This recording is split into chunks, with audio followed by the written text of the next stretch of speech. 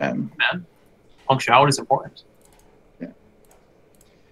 All right, so we've got some downtime. We've got like a week of downtime since we vanquished the half-orc wizard. Is there anything in particular anyone wants to do with that downtime? I want to search for a magic item. Any item. Same here. I want to get something healing, though. Okay, so give me an investigation check then. 7 days would be 7 checks. No luck. All right, so the third day we find one. Let's see what we find on the third day here. Oh, are we searching together? Oh, my bad. No, I thought a different person. Oh wait, was that were you searching together? Yeah, I did too, and then that was Zell's first one. I'm sorry, yeah. So Zell finds one on the first day. Woot! Sorry about that. I thought that was wrong.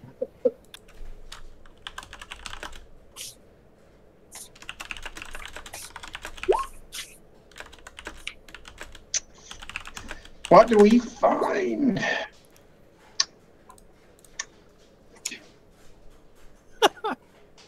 You find a ring of jumping. Ooh. And let's take a look at Tobias then. So we've got. That's my third crappy roll. Yeah. Get them all out of the way now. All right, so the fourth day, because it comes down a little bit each day. It comes down each time you fail the successive day. What were you said you were looking for something. What now? Something that would help me give me more healing capability. I don't think there's Quigman's ointment. You know what? That's like it's like 3 doses of a potion of greater healing, and then it can also be used to remove. I think it cures poisons and. Yeah, that sounds cool. Okay, we will do that then. Anybody else want to do anything?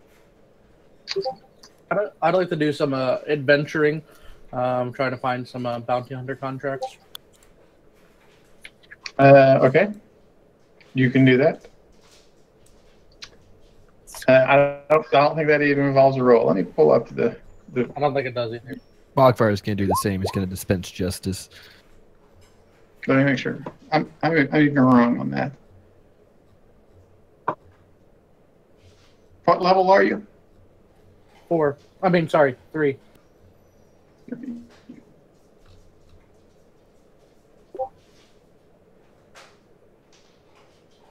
I should have had this open already.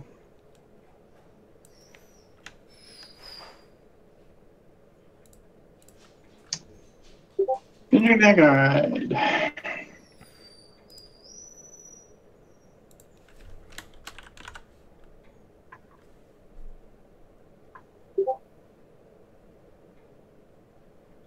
No, it doesn't require a roll. It just takes a certain number of days, an average of 5 days.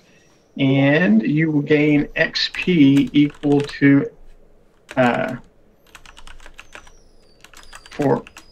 3 easy encounters for your level. So what would an easy encounter be for your level? I'm not really sure.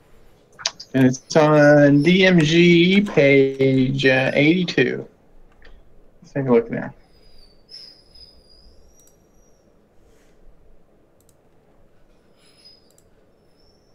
Okay, so easy level, so we'd be looking at 75.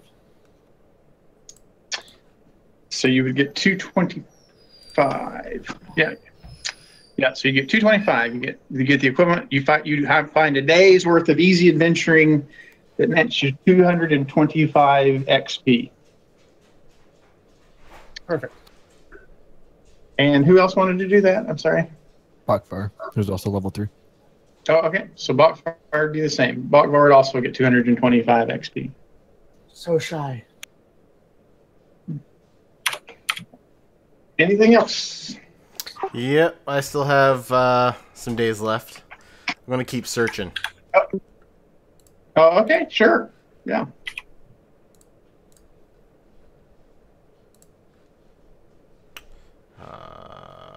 What was the name of that ointment, or how do you spell it? Khoeg. Here, let me look. I'll just paste it. Okay. Am I able to add guidance for each of the days? You can add guidance, yes. Sweet. You can cast guidance, right? Yeah, it comes with my stone. Oh, yeah, that's right. That's the Quigman's ointment. So 16 for day 2. And we're just looking for any old magic item, right? Yep.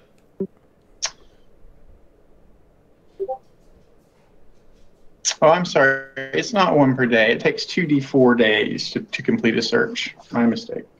So the first one, actually, it didn't take a day. It took 2 days, right? And then we're going to start looking again. All right. So it's a DC 20 to find a random. Oh, I'm sorry, I was wrong. It's nearly impossible, DC 30, to find a particular one. It is very hard, DC 25, to find just a random one. So I apologize for that. I was wrong. Okay. So how about a 22 on, what are we, day 3? Yeah.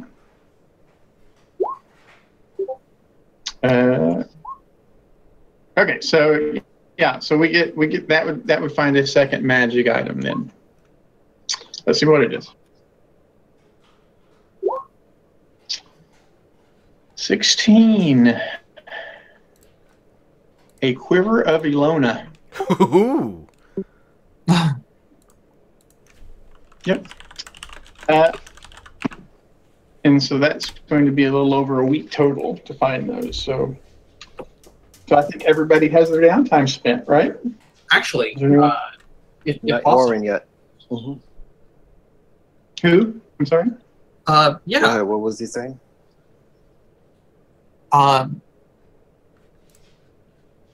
Sorry, did someone else?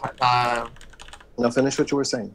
Okay, sorry about that. Hey, yeah, so the first thing I would like to do is to try and find a blacksmith, because I think I'm going to probably be here for a little bit of a while. And I would like to see if I can maybe help out in the forge to help finance a bit of scale mail. See if I can get a discount for a week's work with them. And why scale mail, if I might ask? Because it's something that I can afford, and also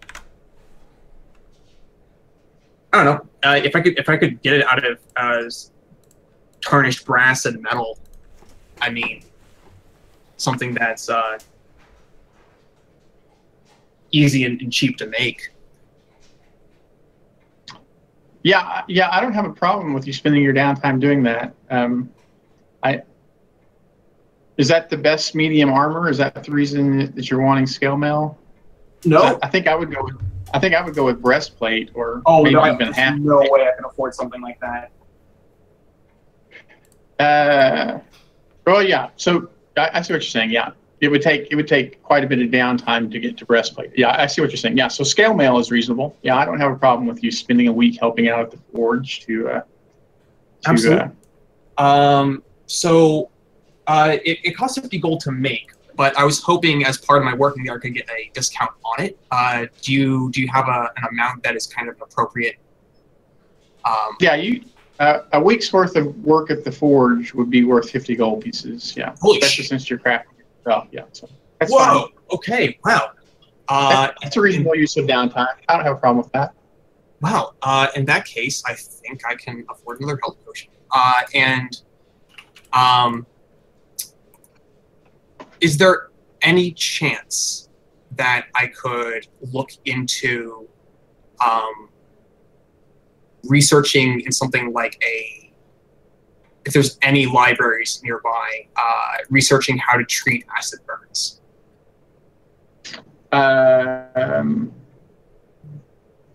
Yeah, there's nothing exceptional about acid burns. I mean, you wanting to prevent scarring or something? Is that the idea?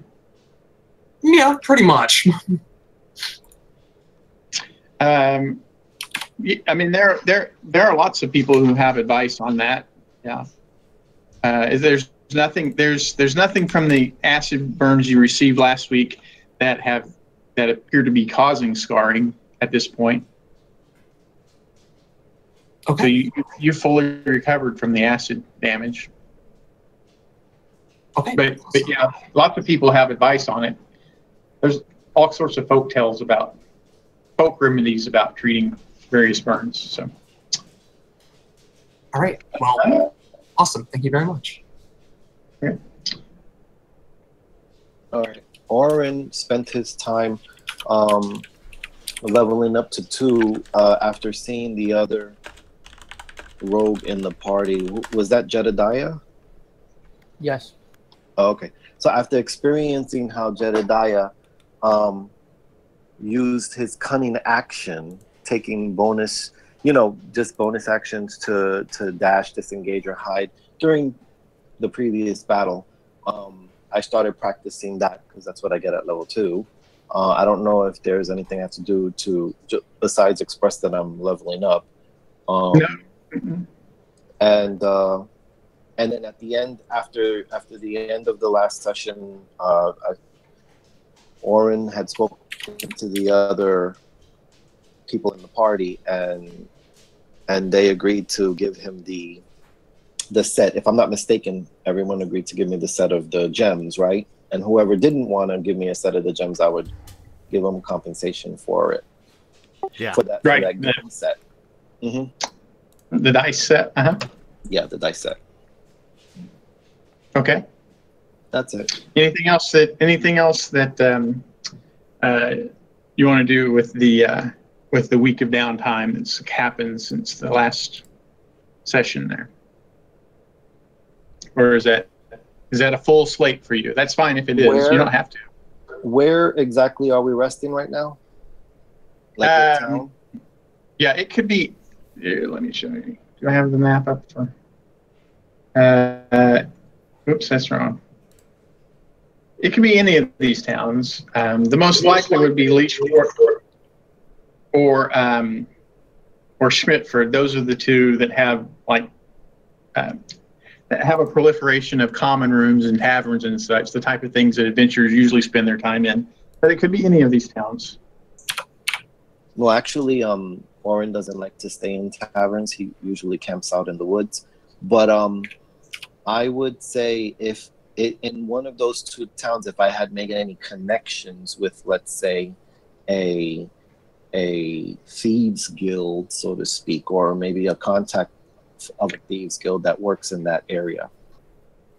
Okay, so Leechport actually has a very active thieves guild. It's headed by a guy named Celius, who is not only the guild master of the thieves guild, he has also become the mayor of the city itself.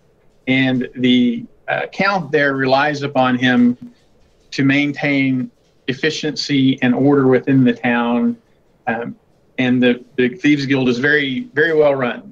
It's unusual for a Thieves Guild to be that well organized, but Celius is very capable. In Schmidtford, there's not what you would call a true Thieves Guild. There is a mercenaries guild that engages in a lot of activities that would normally be attributed to thieves guilds. They do a lot of the adventuring coordination. They also do territory protections because it's a guild town.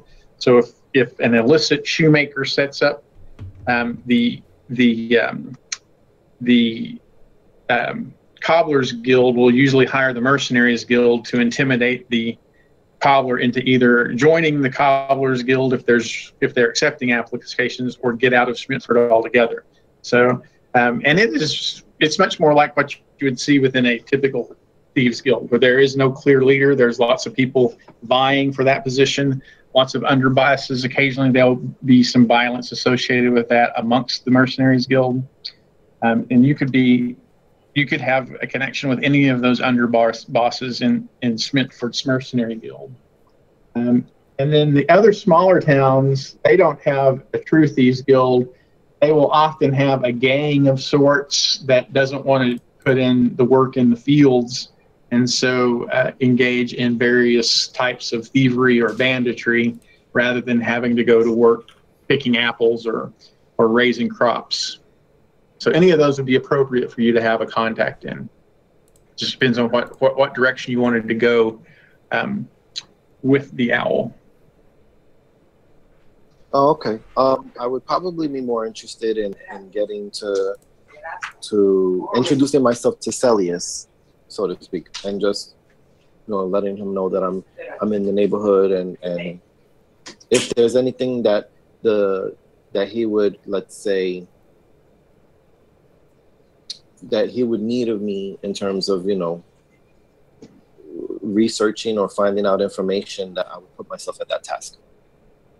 All right. Yeah. So Celius is glad to do that. He that is one of the things that he has found to be beneficial.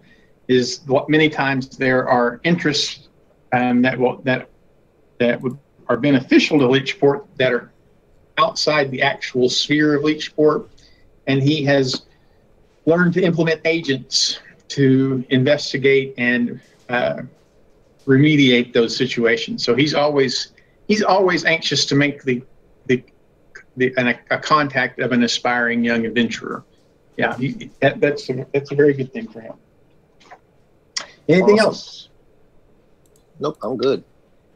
Okay, well, since vanquishing Sibek, things in the region have been much calmer. This morning we are in Leechport, presuming we're here in Leechport at one of the taverns, getting ready to go about our various businesses. When Jameson, I don't know if you remember Jameson, he is the representative of the Verdatis family that brought news to you a couple of episode ago that Tusky had not arrived at the Verdatis family. I'm getting some bleed through there on Rusty's mic. You could do something there. That would be great. And then, so he comes here. He says, "I found you at last." He said, "I have further investigated the disappearance of Tusky, and I have some disturbing news.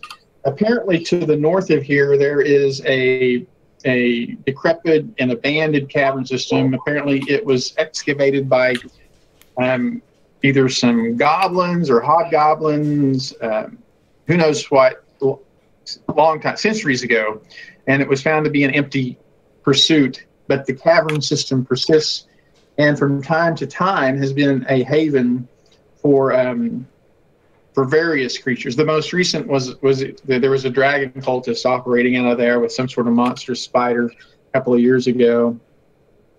But anyway, the point is that it seems apparent to me that Tusky has succumbed to something, and that something is now taken him and possibly his guards into that cavern system. Even if Tusky has succumbed to a deadly encounter, if he's been, in some way butchered or as long as there are remains of him, the Verdatis family will reward his return. They have the resources to resurrect him if we can just recover his remains. So I've asked around, and no one, there's no guards available, no militia available. It's considered beyond the interest of any of the organized parties here. But if you or group would care to venture into those caverns and search for Tuskie's remains, bring them back if they're there, it would be worth something to the Verdatis family for sure. Sounds like something we could do. How much would it be worth? Well, I mean, they're going to pay a considerable amount if he. Yeah. So I guess part of it depends on the state he is in. If he's alive, right, then the money that was going to be that would go to resurrect him, we could give to you to split amongst yourselves. If not, what would you need above that to retrieve the body? I'll look around. I'll look around for a moment or two.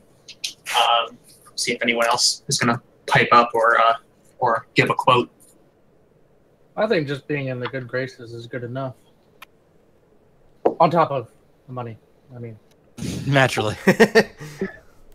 Well, I mean, the Verdatis family understands that adventurers need, have expenses, and we want to have our agents and assets well equipped. So, so it's going to be 1,000 gold pieces worth of diamond dust to have him resurrected if he is dead. But if he's alive, that would be something you could split amongst yourselves. But even beyond that, I think I can speak for them and offer you 100 gold pieces each to if you can at least bring back the remains. I think we could do that. Maybe Sounds if possible, I could use some assistance in acquiring some materials for a project that I have in the back of my mind. Yeah, if you will let me know what those materials are, I can start working on that for you. I'm busy around town. Perfect. I'll let you know. Would it be appropriate to ask for an upfront payment for expenses, that being possibly a healing potion for our company in case the war should happen and one of us falls? Yeah, so actually, you should have received at the end of your first adventure, just from the reputation you established there, Rosalind should have gotten a potion of healing when she returns to town. I think and the owl as well, right? Oh, so sick. just upon the completion of your first adventure, your reputation establishes you and the citizen. But beyond that, yes, she can forward you 50 gold pieces if you want to purchase additional supplies for the. I So can wait Jameson till can give after to the mission. Okay, that's fine. Anything else we want to do? Yeah, I'd like some full plate. Well, that is beyond her capacity to do at the moment. She could, and that's going to take many days of crafting, and it's going to have to be tailored to you specifically, right? So he can line up that detail, and it would probably be ready in a few weeks. But it's just, yeah, all right. Oren asks, how long is the travel again? The estimated travel? It'll be about 6 or 7 hours out at the most. Yeah. He turns to the guys and asks them if we have. It's about like riding. It's about 10 miles up this direction. Is where it's located. Are we walking there, or do we need to procure some mounts? You can have mounts if they're like 25 gold pieces for a riding horse, but they're not necessary. I think we could walk it. Okay. If you could think we could walk it, then we're fine. Especially if we pack light. Anything else? Not for me.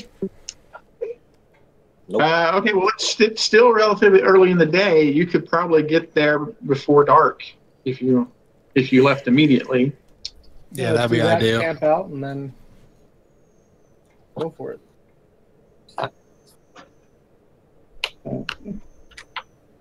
So away we go. The trip. So Jameson explains to you in very good detail the information he's gathered on the location of this cavern complex, and you get to what you think is the vicinity of it without too much trouble. The area of the reported tunnel system is in dense scrub, though, with some squat trees, and we reach that area about late afternoon, and there is motion in the brush around us as we hear. Let me get everyone's tokens here. Got Roslyn, Jedediah, Bias, Walkbar. Okay. Get rid of that. There we go.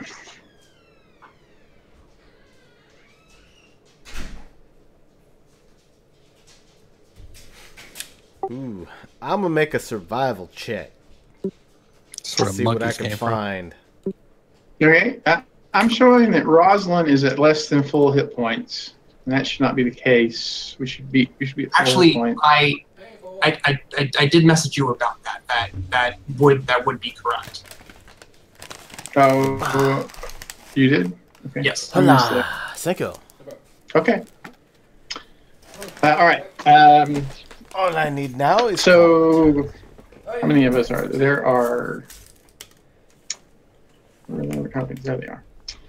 Come rumbling out of the underbrush are 6 bears, Oh man. and they look hungry. They look at you like, "Oh, finally, we've gotten some good dinner." Do we see What are any the cubs? size of these bears? I don't see any cubs with these guys. Say that again. I'm sorry. What about the bears? How large are these bears? They are medium size. And so they are growling like they intend to attack. So I guess we will go into initiative. Somebody check for cubs. Again. Zell. I rolled 17 twice. Hey man, that's fine. It means I'm gonna get the last hit. I didn't click my token the first time, but it's okay. Oh, I didn't either, and I got a natural 20. Damn it. Yeah. So what you do there is just go ahead and click on your token and get an initiative, and then right click or click on the number, and then replace it with your first number rolled. Nope. And you'll do that every time you misclick. You do that. So.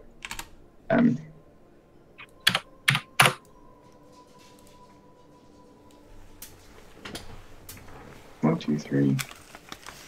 1, 2, 3. 4. Why do I only have 4 people in initiative? How come mine didn't show up? Did You you have to click click on your your token. token? It was And then roll clicked. initiative?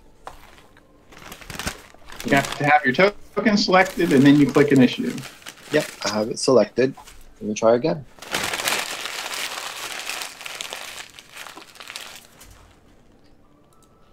Wow, I rolled the same number. Weird, it's Alright. being delayed too when it shows up.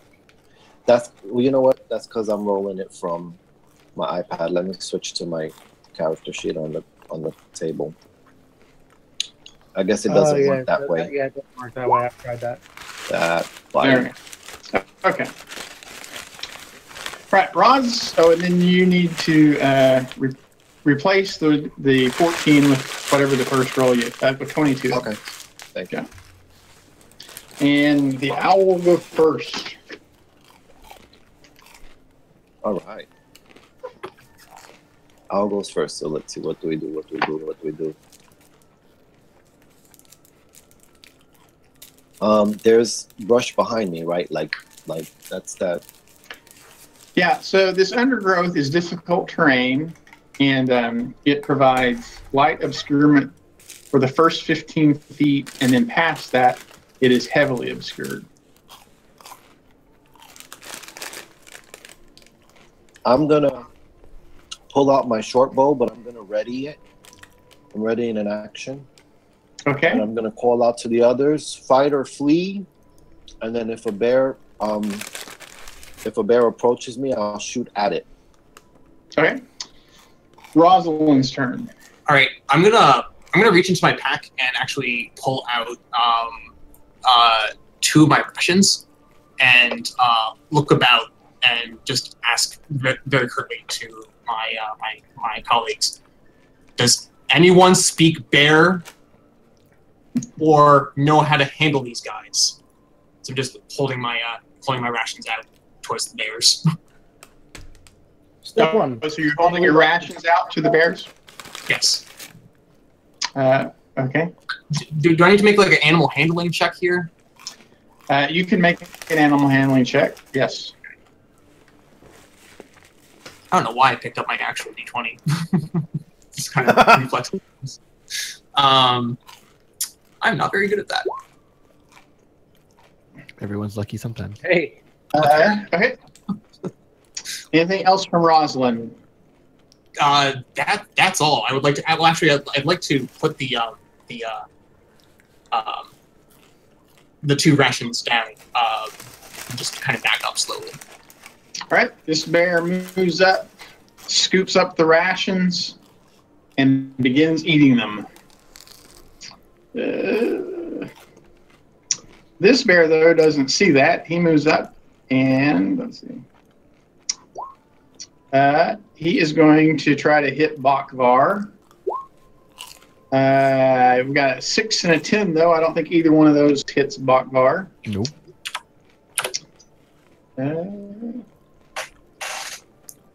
This one's going to do the same thing. A 12 and a 5. I don't think either one of those hit Bakvar. It's Bakvar's turn.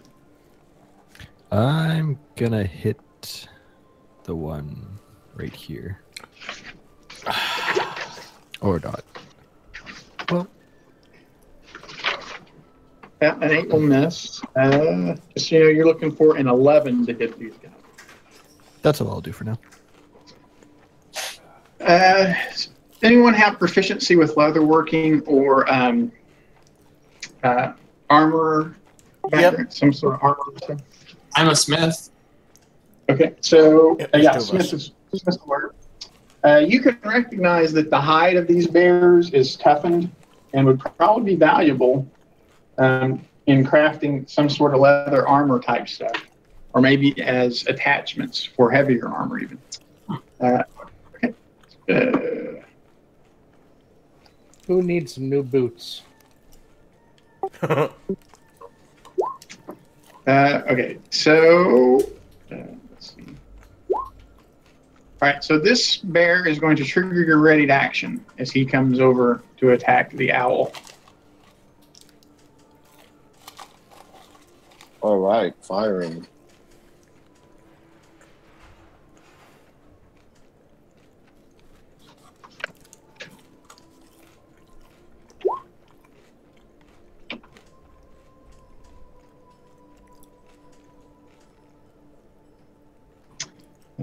Okay, a 6 will miss, and then it's going to attack the owl back. We got a 12 and 11. I don't think either one of those are going to hit. It is Jedediah's turn. All right, I'm going to move back to here so I'm a little bit obscured. And then I'm going to take a shot at this one next to Bakbar.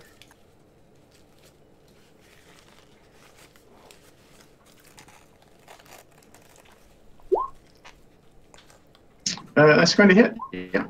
These guys are on past 11. Oops, rolled sneak attack at us first. For 14, okay. And then bonus action, finish off.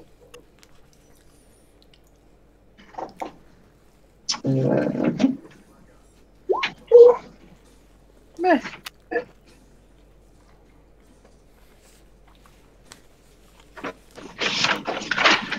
Okay.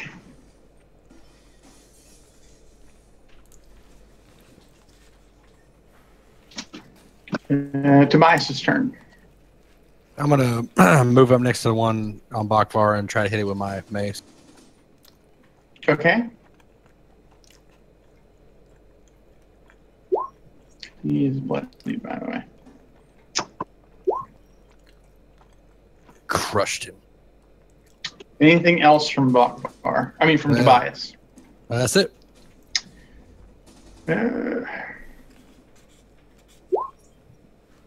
Okay. Bakvar seems to be their target du jour. Oh, yes. A 5 and a 10, I'm sure both miss Bakvar. Yep. This one will move up and attack Zell. Nope. 15 and 13. It is Zell's turn. Woohoo! I'm gonna swipe at the one that tried to hit me. Oh, look, it's an 11. So, because I hit it, I'm gonna trigger superiority die and do a sweep attack to hit the one to my right. Okay. So, bear number 1 takes 12, and then superiority die. The one to my right takes 7. Okay. Anything else from Zell? No, I think we're good. Okay. Back to the owl. All right. Well, shoot. Can I take for bonus actions? Can I do that first, like to disengage? Yes, you can. You can do your action and bonus actions in whatever order is best for you. All right. So I'm gonna disengage to run away from the bear, and let's see, 10, 15, 20, 25. I'm gonna take another shot at him with my short bow as my action. That's going to hit. This one up here, the one who was attacking you. Yes, sorry, I should have said that. Okay. Anything else from the owl? Nope. Okay, it is Rosalind's turn. Okay. I am going to. Oh man. I'm gonna take out another piece of ration, and I'm gonna actually kind of throw it over here if I can, just kind of behind these two bears, and try and get their attention while I'm throwing it. Okay, none of that requires an action. That's all. That can all be interacting with that object. So you have your full suite of actions after that. Fantastic. Okay. I am going to back up towards Tobias and help him out with his wounded bear over there. Okay. You would that would have provoked from him, except he seems content to be eating your rations at the moment. Yes. Better than a whole person, I swear. And then what are we going to do? I'm gonna attack. Yeah, I'm just gonna smack this bear. Oh my goodness! What the hell? Is that the third one? He's got loaded dice. I did. Oh, that bear goes Credited on the roll too. down. That bear goes. All Anything right. else from Rob? That's about it. Just like slam the sword down to wrench it out.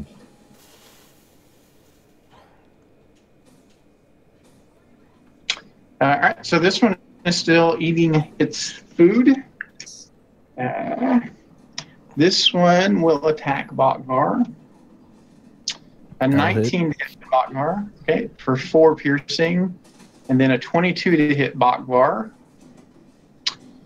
And that claw has issued a laceration that is going to bleed. So it is Bakvar's turn. And so you take 4 points of bleeding damage from the laceration, and then make me a Constitution saving throw to see if you can end that effect. Did I take that 6 damage from the claw then? Yeah, you take 6 claw, and there is a laceration associated with it. And then, yeah, but the bleeding stops after 1 round there. So you your fortitude kicks in and stops the bleeding damage, and it is your turn. Yeah, platelets. I'm gonna swing back, like hammer, Okay. and I think I will spend a spell slot. Use Divine Smite. Okay. All right. He is bleeding quite profusely, has some radiant burns on him, but he is still up. And that's the end of my turn. Okay. Well, this one will rush up on the owl, continue the fight there.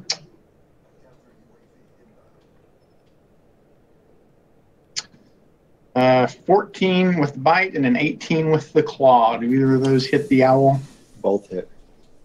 All right, so take 3 piercing, and you take 5 slashing damage, and you have a laceration from the claw that is going to do some bleed damage at the beginning. Jedediah's turn. All right, I'm going to move next to the owl. I'm going to take a shot at the wounded bear, and I'm going to spend a grit point to gain advantage. On this bear over here. Yes, the one next to the Bakbar, sorry. Gotcha.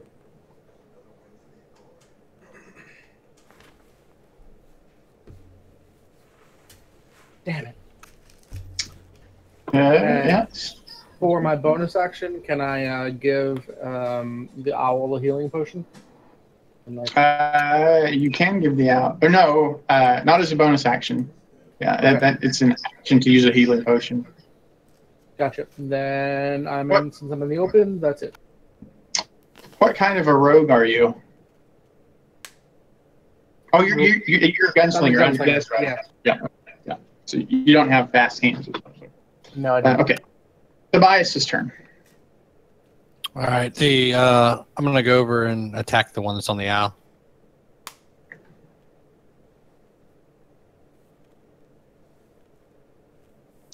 Maybe it's going to hit. Anything else from Tobias? That's it. Let's see. All right, so this one is going to switch targets. Attack Zell. Got a 14 and an 8. This one is also going to attack Zell. Those are both going to miss as well. And it is Zell's turn. Hello, lovely flesh mags. I'm going to turn you into a brand new pair of boots. Sweet! And I'm a trigger superiority die. I didn't subtract one last time. Okay, there we go. Do the sweep attack again. So, same 2. So, number 1 takes 11. All right. He's bleeding profusely at that point. Number 2 takes 5. Anything else from Zell? Yeah, I'm going to go ahead and action surge and swing again. Okay. And miss. Duck Bakbar. Okay, the owl. Got a claw in my face. All right. The owl the takes 4 points of bleeding damage and then make a Constitution saving throw. Wow. Hold on. I'm not able to click on my character to change the... Let me just do the throw then. Constitution saving throw? Yes. All right, and the bleeding stops. And then it's your turn.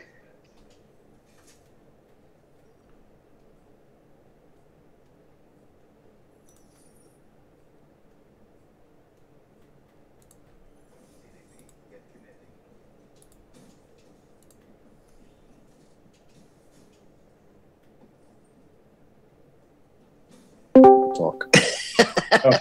It's one time. Right. So I'm disengaging to move sort of here from the bear. with my short bow, I'm gonna attack it. The same bear that this one. And do I get advantage because he's in melee with another person? No, if you hit, you'll do sneak attack damage, but you don't have advantage on the attack. Got it.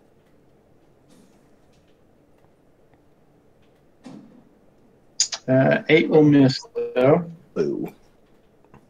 That's it for me. Okay, it will be Rosalind's turn. Right.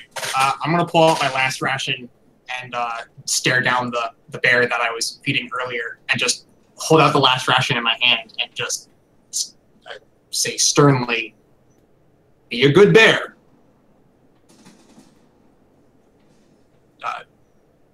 Yes. Is this? Do you want me to make like another animal handling roll for this, or? No, he's right now. He is completely engulfed in eating your rations. You don't need to. That will keep him occupied for another round if you give him some more rations. Are you trying to get him to do something other than just calmly eat your rations? I'm actually like. I mean, a part of me is hoping that we like. I know we're not going to be able to domesticate him, but I'm at least hoping that I can somehow make this bear a temporary ally for our trek through the woods. Yeah. So he doesn't appear like a pet at this point. Like he is protective of the food. That's the reason the other bears are fighting still. But he's not. But he is not leaving the food either. He appears to be engaged in eating the food that you've provided him. Okay. Well, in that case, I will.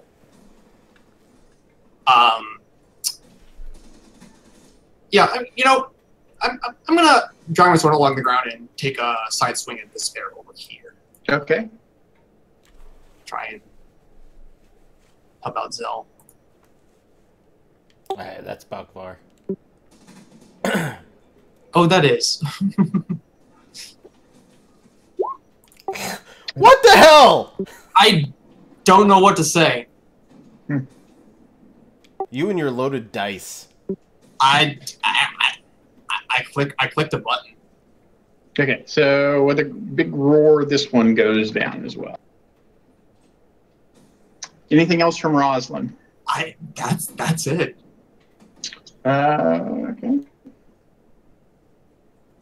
Right, this one continues to eat the rations. Bakvar's turn. I'm going to swing it. I guess I'll move over next to him a little bit more and swing at the one right next to me. That hits. For 11. And that is it. That was bleeding profusely now.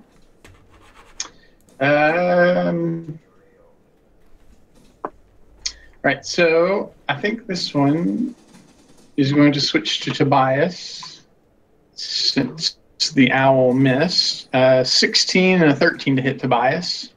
I miss. Okay, Jedediah's turn. I'm going to shoot at the one just above Zell.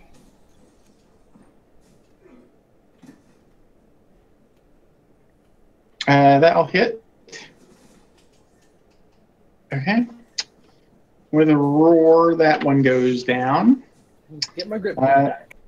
It is Tobias's turn. I'm going to hit the one that's on me. You do hit the one that's on you.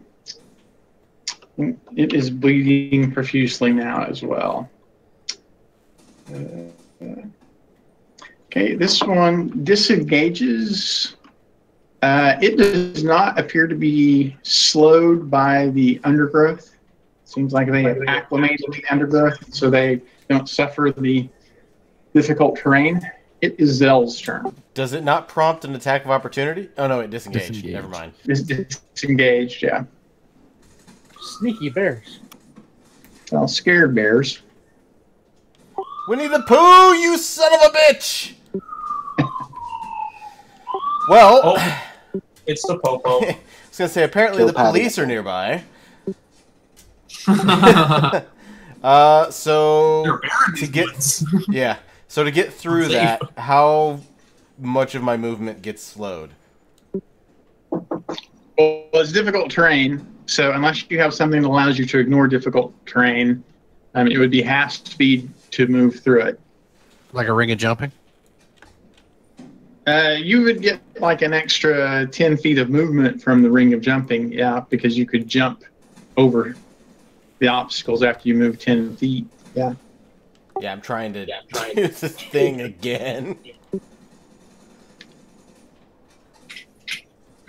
So with the ring of jumping, you could move 25 feet instead of just 15.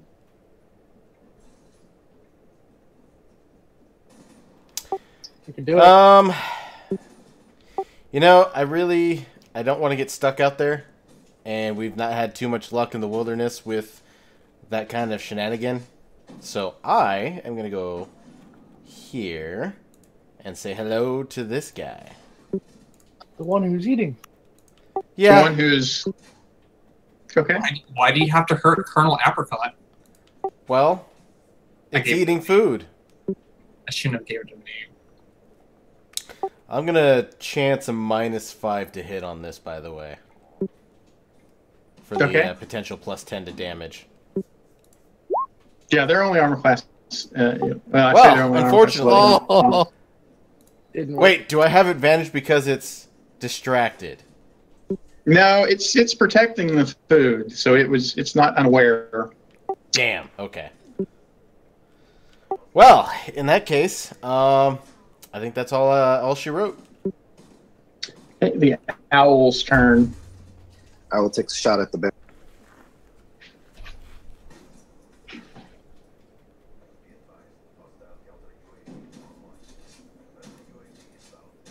All right, that's going to hit. Then we should have a sneak attack die as well. Okay, that's going to finish that one off. Rosalind's turn. Oh, I'm gonna move while I'm at it. I'm gonna move towards Zal.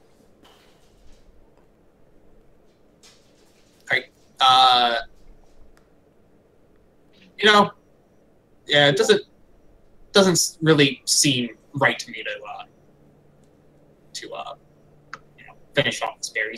He's been good to us. I'm gonna try and scare him away. Just since I just brutally murdered two of his pack, I'm gonna roar at him, try and scare him away.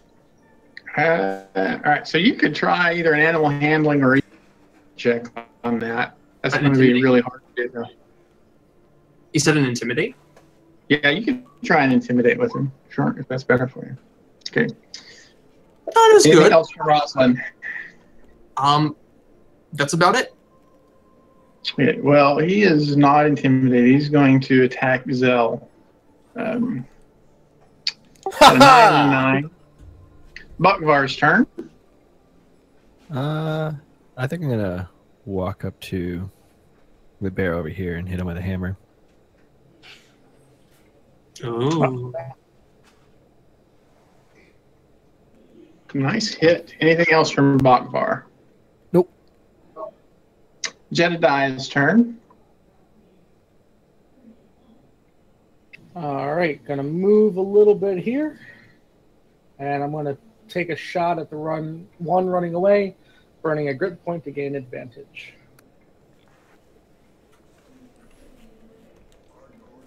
Okay. You hear your shot ricocheting through these heavy woods right here. He's actually going to have total cover once you're past 10 feet of woods right there. I did not realize. Oh, you did say that. Crap, I would have known better. Oh well.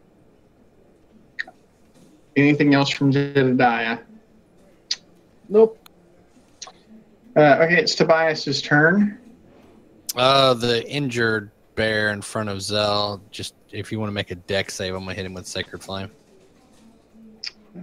That seems almost mean.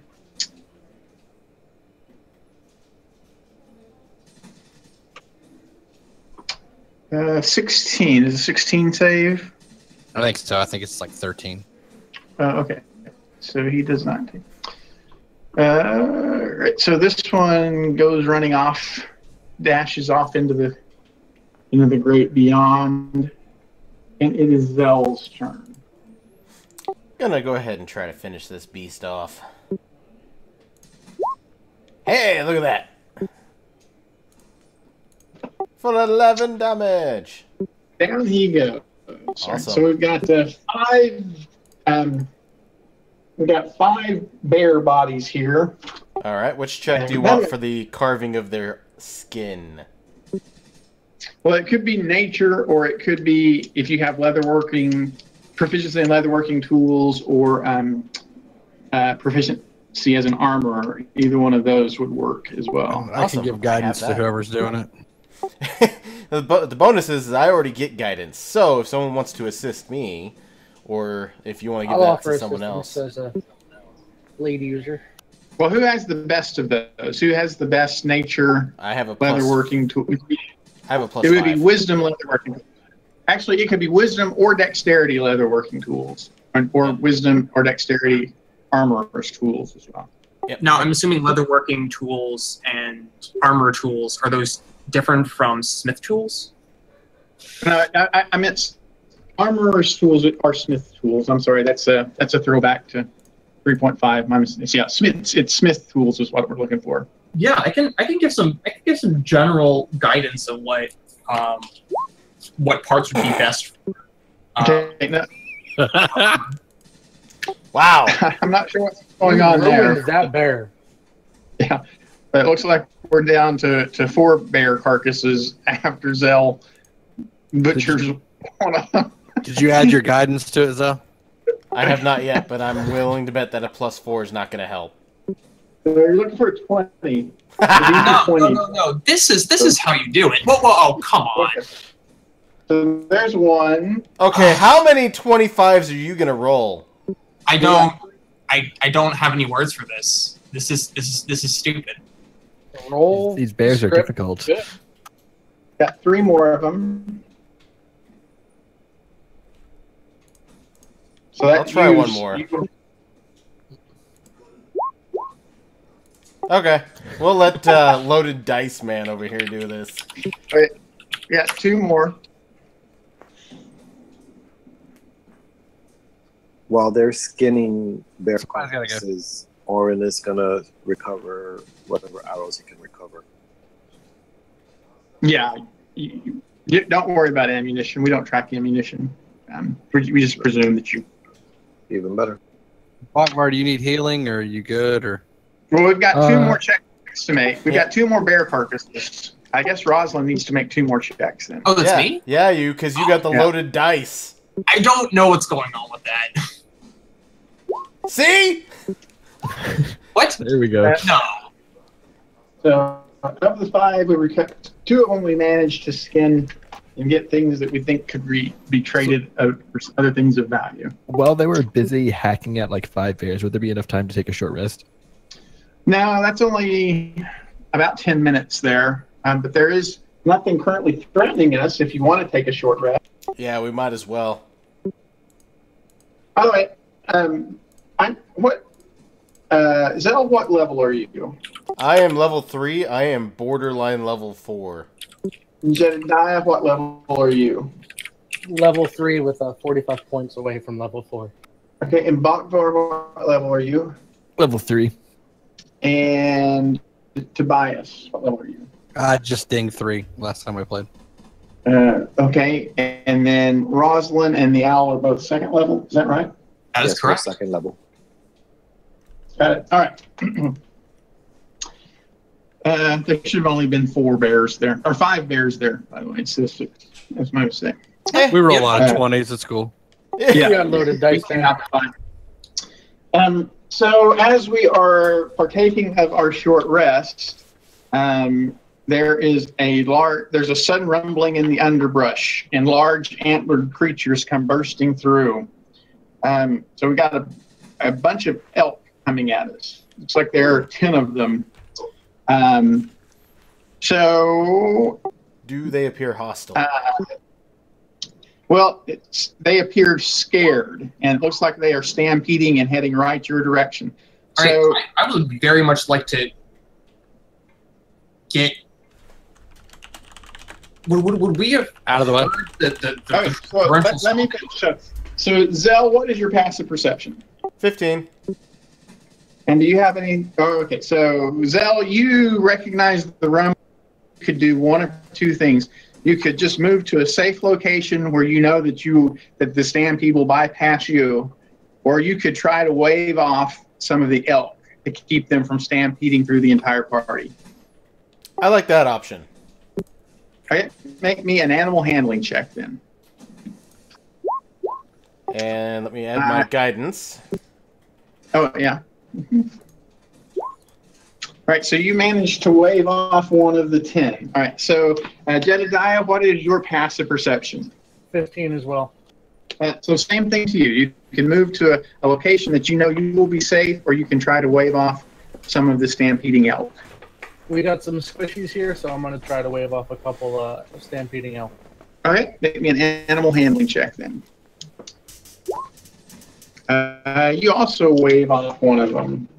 It's leaving 8. Bogbar, what's your passive perception? That would be a 10. Do you have anything like the alert feat that would keep you from being surprised? No, Bakbar is thoroughly surprised. Okay. Tobias, what is your passive perception? It is 13. Okay. Do you have anything like the alert feat that would keep you from being surprised? It's a 14 to avoid being surprised. That's what we're looking for. No, well, I have that Hedos thing, but I think that's that item. I don't know. No, I would just say no. I'll look it up later. Okay. Rosalind, what is your passive perception? 12, but I do have danger sense. What does danger sense do? You get an uncanny sense of when things nearby aren't as they should be, giving you an edge when you dodge away from danger. Okay, so that would give you an effective 17. So you have the choice. You can either move to a safe location, or you can try to wave off some of the oncoming elk. Actually, yeah, I would like to dive into the brush and actually just shout "Stampede!" and just, So you're gonna move to a safe location. oh yeah, but also just All right, and the owl. What is your passive perception? 15. Right, so same thing for you. You can move to a safe location, or you can try to wave off some of the owls. I mean, some of the elks. I'm gonna dash to the nearest tree and try to climb up to the first limb. Okay. Yeah, you can do that. You can get to a safe location. So that leaves 8 elk.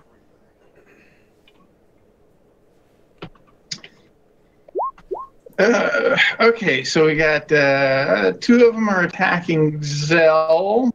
2 of them are attacking Jedediah. 1 is attacking Bakbar, and 3 are attacking Tobias. So these are the 2 against Zell.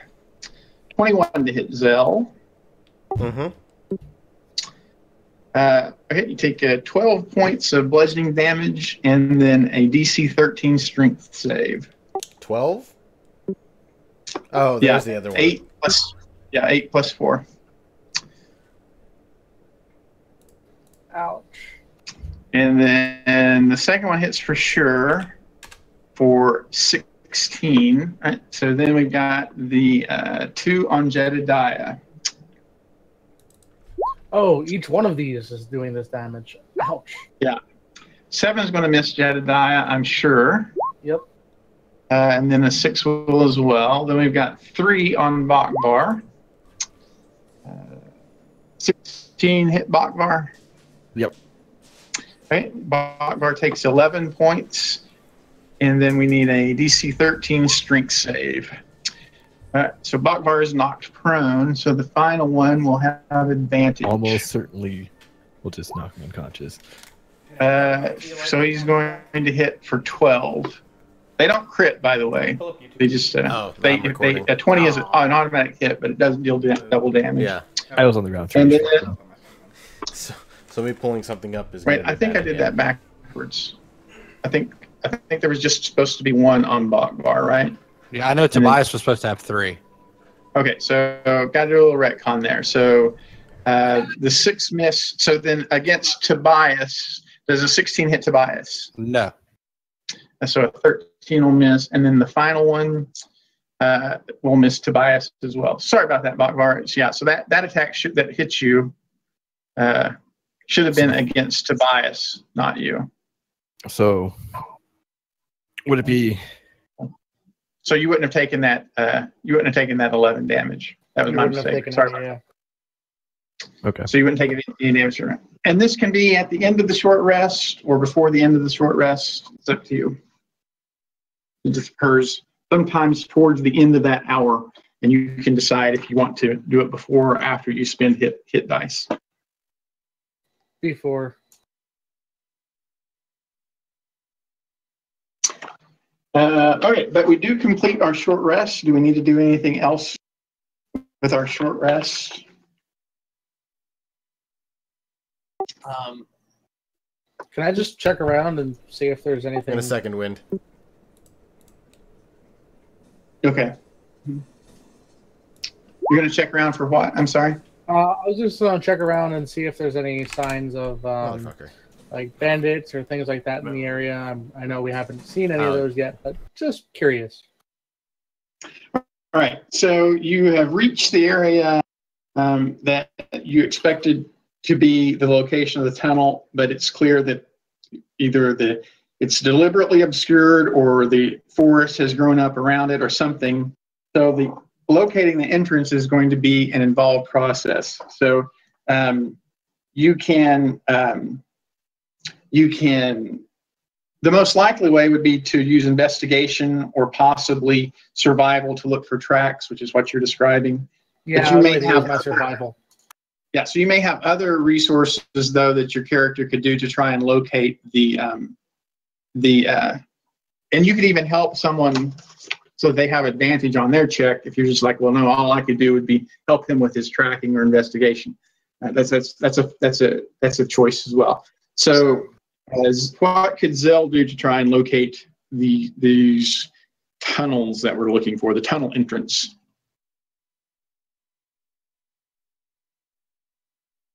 I think you might be muted if you're talking, Zell.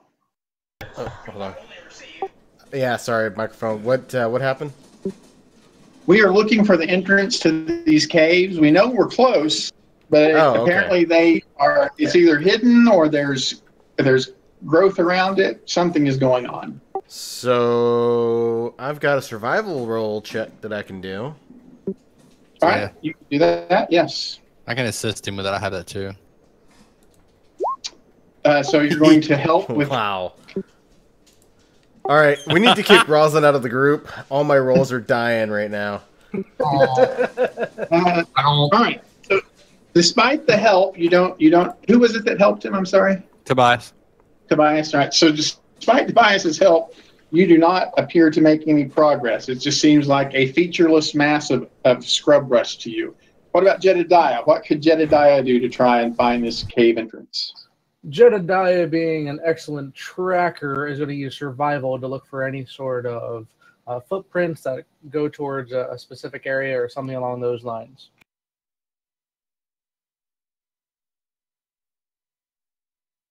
And yeah, so nice. Jedediah seems to make up for quite a bit of the missed opportunity that Zell and Tobias had. See, guys, this right here, this is what you need to be looking for. I'm just saying. What about Bokvar? Yeah, so in particular, I'm sorry, Jedediah, you find some tracks. Looks like some of them are wearing boots, but some of them are not. Like some of them have clawed feet. Some of them are wearing boots. Now, what about Bokvar? What can Bokvar do? Bokvar can do very little, but I was wondering if I could use my cat familiar, who at least has a perception skill, to look around to see if you can spot anything. Yeah, perception is not as work likely. in this situation. But no, it could work. He might be able to find something that, but yeah. So make a perception check with him.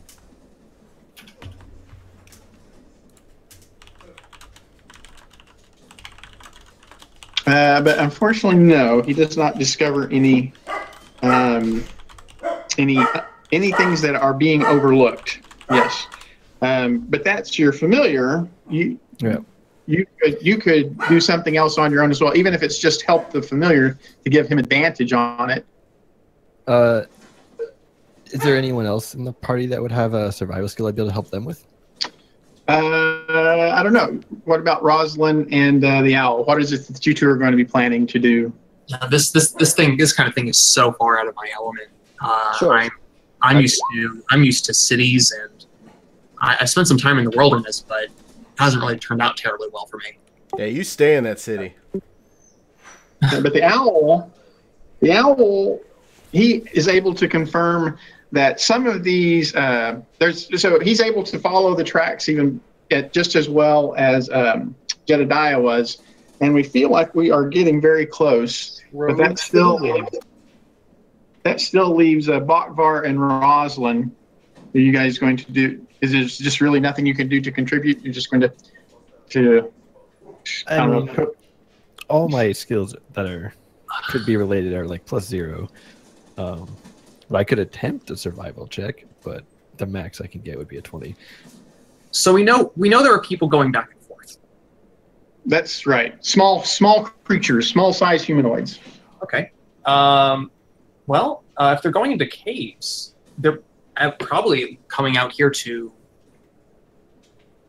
I mean,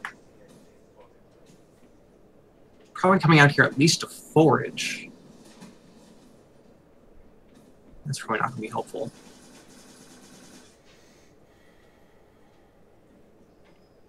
I mean, you could maybe use just a general perception, maybe, to see if you can find any signs of traps that they would have laid for food. I don't know.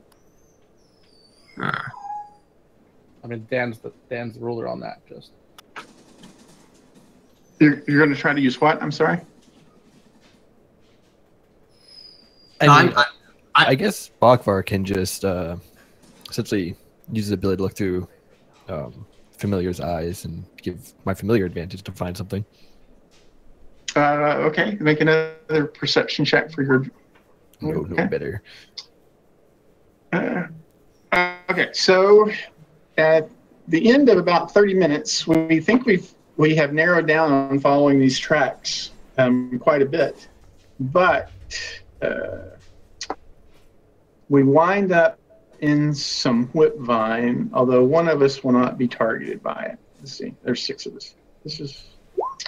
But Zell manages to avoid it. So this happens. So against Jedediah, 11 will miss. Against Bakvar, a 17 to hit Bakvar. That'll hit. For 8 slashing. Against Tobias, an 18 to hit Tobias. I have a 20. And then against Rosalind, that will miss. And that will miss as well. All right. So, like I say, we've narrowed it down. We think that we are very close, but we're going to have to go through that again. So, you can do something different, or you can spend the next 15 minutes doing the same thing you did the previous 15 minutes. And we'll start with Zell. So we've already uncovered the entrance. No, we think we're a lot closer, but we haven't revealed it yet. Oh, okay. I will do a survival check to try to. Okay. There we go. Right. So you've narrowed it down to. So there are a couple of hills, and you think that probably there's going to be an entrance somewhere in one of those hill faces, but we've got to narrow it down just a little bit more. So, Jedediah, you're going to make another survival check? I certainly shall, following the tracks that Zell and I and Owl are finding. And you do. Yeah. So, we push back some brush, and there is the entrance to a cave system. Let me get this all over there.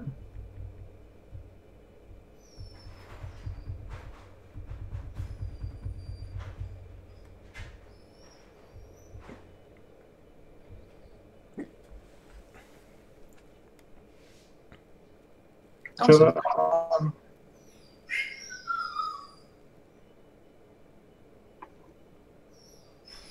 Owl turns to the group and smirks and says, "I told you I'd find it." Yeah, that was a good find. and I've just put you guys on there randomly. I don't know how. Okay, so I should not be the one up front. I am pretty squishy and a ranged character. I will totally sit up front, but I don't... Oh, there I am.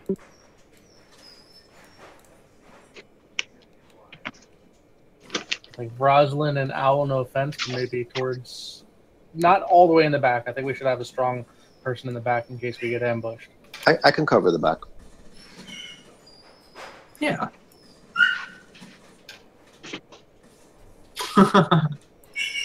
All right. I'll keep my eye towards the rear of the party to make sure nobody's coming behind us. Peering in, how dark is it in here? there is Very no good question. light. Yeah, so it will be whatever light you bring. Clockwork Okay. has light on his hammer. And I will I'll pull out a torch and light it up with my tinderbox. Okay, so we get to here. Does anyone speak Draconic? Yes. All right. No. There are in this room. There are 5 kobolds, but these seem curiously well-equipped kobolds. They actually have leather armor and shields, and they are saying in Draconic, it's like, leave here. This is the King Bones space. You're not welcome here. You need to turn around and leave. Ni Wong Tang Fruit Cup?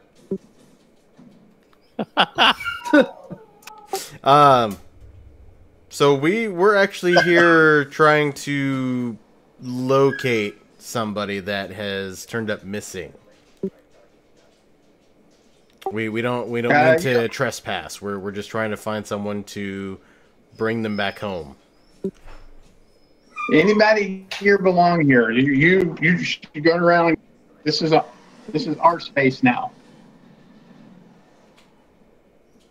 I'm not a big fan of that answer.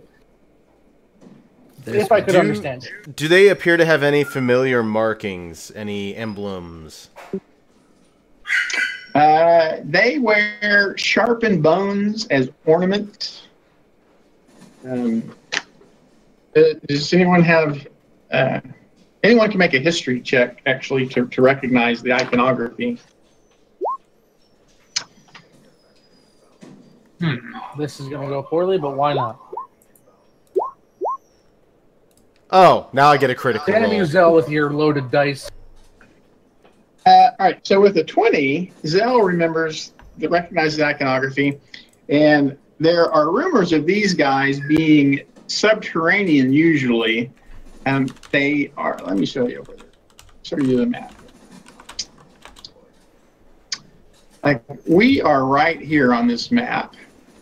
These guys are supposedly several hundred miles away, like over here. They're called the Keenbone Kobolds. So something has convinced them to travel, a very long ways for kobolds into a new territory to set up shop here in these caverns. And the Keenbones are expected to be fairly typical kobolds. They are vicious little infestations, is the way most other creatures see them. I almost want to say we've gotten some type of info about them previously. Maybe. I don't know. No, I don't have any of the notes for King Bones themselves. We've got another one, so I might be wrong. I've been trying to keep some notes. Well, I'm afraid that we can't just leave. Like I said, we're here to recover somebody. If you could direct them out here, we would be more than willing to leave. Otherwise, we're gonna have to continue on. I will get Cud. Cud's the leader. He can negotiate if you want us to. I would be He's the only amenable to one that. Okay. All right, so this one shouts back down here in Draconic, "Go get Cud!" And then they're like, shout from deep in the caverns, like, "Why? What's wrong? Just go get Cud!" And then there is a pause. You hear some retreating footsteps deeper in the tunnel. Are we just going to wait here for Cud to arrive? Is there anyone going to do anything before he arrives? It's probably going to be several minutes before he reaches. Yeah. I would like to kind of look them over and see if there is seems to be any repeating material that they seem to use and or maybe value, not only for its utilitarian purposes, but also aesthetically as well.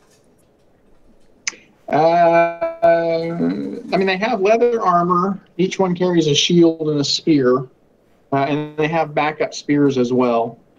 But no, they don't have anything that is particularly unique, other than it's just typical kobold stuff. Except that they do have leather armor, which well maintained. Does it look like they have ironworks capabilities, or I'm trying to figure out like what kind of materials they value. It does look well maintained. Yeah. Okay. All right. So they probably have a source of iron. So do we wait, or do we do anything, guys? I think we should just wait. I think, we kind of have them in a bottleneck where we're currently positioned. I think we have a good strategic position if things do turn south. So I think it'd be best to wait. I'm going to focus all of my attention at the opening to make sure we're not ambushed on the other side. Okay. So this guy shows up.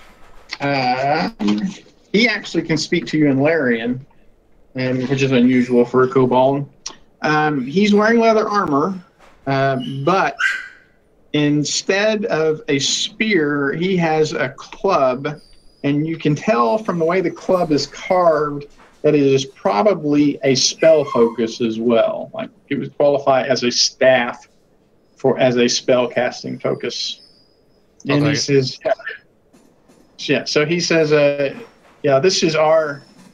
this belongs to the Keen Bones now. We are here. There was no one using it. We claim it. You need to go away and leave us alone. We've done nothing wrong to you. No, I mean we're not here to intrude. We're here looking for someone that we tracked to this location. Someone that we've been sent to retrieve, if they're still living, belongs to a family that is attempting to basically take care of dragons, and their son is who's missing. So if he's here, if you could just send him out, we would be more than happy to leave with him. You're talking about the fancy human. He is a lot of trouble. Yeah, we'll give him to you, and then you leave with him. Okay.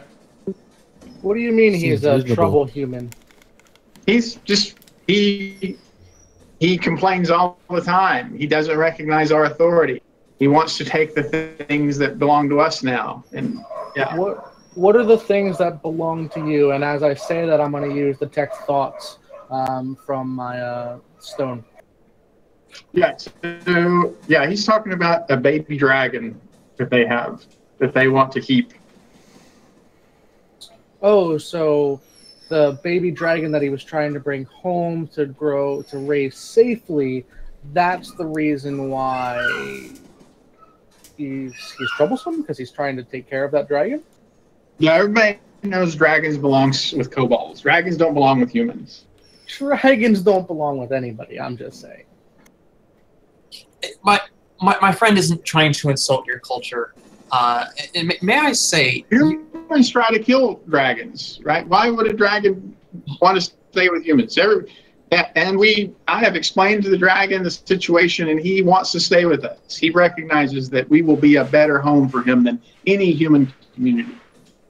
But your little fancy noble human, he does not recognize that. He wants to take the dragon away, and the dragon doesn't want to go. So yeah, I'll get this human that you're talking about, and you can leave with him. That sounds wonderful. I'm sorry that you had to suffer the company of a noble of our kind. They can be a handful. Okay, he says, okay, I'll be right back. I'll go get the human. And then he's going to go off into the cavern. We're going to do anything. It's going to take him probably several minutes to get back with Tusky. Being that the light sources are in front of me, can I try to stealth in this hallway? Yeah, there's lots of shadows. Anything else we're going to do while he gets Tusky? Yeah, are we just going to leave the dragon? Or, I mean, because he's going to bring the guy back and let us go, but are we just going to leave the dragon? Well, I mean, we were not sent to get the dragon. We were sent to get the noble. And let's get him out safely first. I agree. If you want to come in and wreck shit, let's get him out first.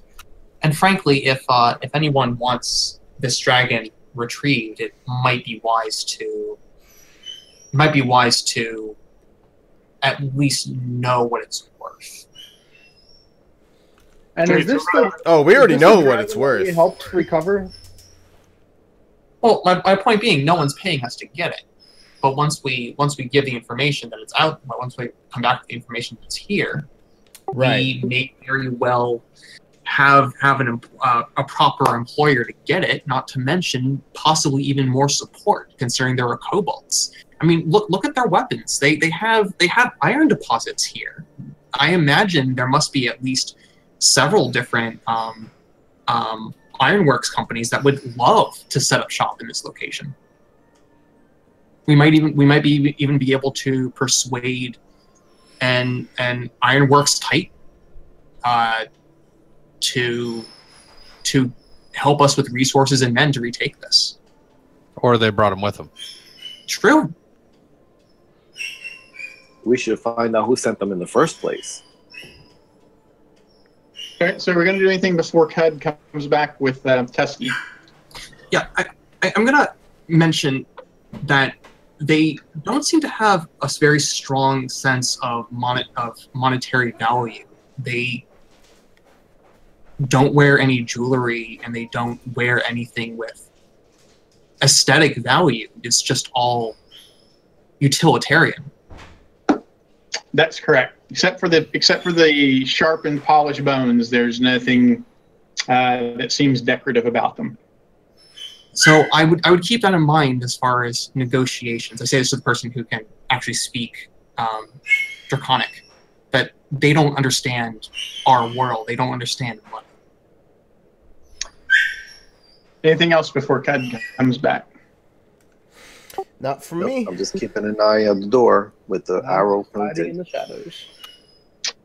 Okay, so he comes back. He's got Tusky, who's unconscious. He drags him up here and says, "There, you take him and you go. Don't come back." He really did give you check trouble. to see if he's breathing. He is alive. Yeah, he's just unconscious. Alrighty. Well, I volunteer to carry him. Okay. And to Cud, I tell him, thank you for bringing the gentleman out. We will see ourselves out, and we won't come to bug you again. Okay. So we leave with Tusky, and then what are we going to do? Well, I guess the general plan is to take him back home. Yeah. Yeah, as much as I want to wreck shit up, I don't think it's the right time. You're just going to David, let him don't they? carry him through there unconscious? Is that the idea? Can we just wake him up, make him walk? I can give him a point of lay on hand so he can walk himself. Maybe if his legs are okay. Oh, was he unconscious, like hit point unconscious? I thought you meant like they just knocked him out. Yeah, he is hit point unconscious. That's right. He's 0 hit point, stable but unconscious. Oh, I can heal him. Tobias, before you do, consider that the kobold said at least they considered him to be unreasonable about leaving without the dragon. Maybe it would be in our interest to wake him up when we're far enough away. Agreed. I think that's a good plan. We might need to take turns carrying an unconscious man 10 miles home. Well, I have 2 shoulders and 2 arms and 2 legs. Please, hand them to me when you're tired. Well, we're in the woods. We could probably make a Sled. gurney thing or whatever. Yeah. That's a good That's call. a good point. I think that's Okay. survival check worthy. Told you we needed mounts. All right, so we make a gurney for him. We start heading back into civilization. It's getting late. And after 3 hours, he wakes up and he finds himself on the gurney, figures out what's going on, and he is determined to go back into that cave. He doesn't care that he has 1 hit point. He's going back in there to get Reimer back. If he gets off that gurney, I'm going to pin his ass to the ground. And if he gets past that, then I'm gonna. I've got that Hedos, and it says it's a rope of entanglement. Is it an actual rope of entanglement? Yeah, it's an actual rope of entanglement. So can I just use that on him? Yeah, you can restrain him. Yep. Okay, I'll do that. Fair enough. But so then he calms down a little bit. He says, so you don't understand. Those kobolds having that green dragon works against everything that not just I stand for, but my entire family, right? But like we have been working for generations to try and establish that green dragons are not inherently evil, right? That they can be. We know this. Yeah, we are aware, but our task is to get you home. We will come back and get the dragon. It is something that I very much want to do. He says, well, all right, so I will wait here then for you to get the dragon. He said, but I am not leaving this. And if you don't free that dragon, if you can't free it, then kill it, right? Because it may have already been corrupted by the kobold influence, right? Our entire plan was to raise this dragon free of evil influences, and it is at an impressionable age, and now it has been exposed to these kobolds, which worship it as a deity.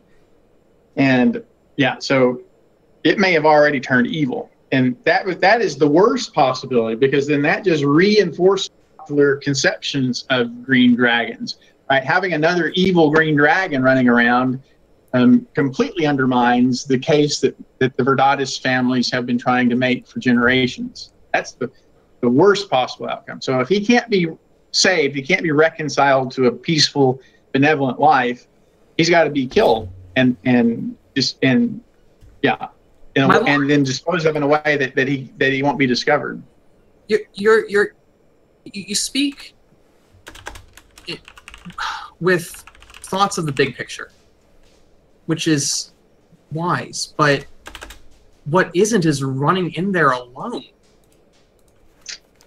Let us take you back to your family. Let us get paid for the job that we were sent here to do, and allow you to properly get support to retake the dragon. That I will not allow my family to issue any reward for a situation which leaves that green dragon in the position that it is currently. With all due respect, you didn't employ us. Right. So I understand. I don't know who it was from my family who enlisted you in this mission, but I can absolutely tell you that they did not understand the situation when they did, and if they did, they would have not right. So while I am valuable to my family, right, and I'm sure they love me and they want what's best for me, right. Literally, as long as my family history has been, right, we have been fighting the bias against green dragons because it is tainted my family's blood for unknown generations previous.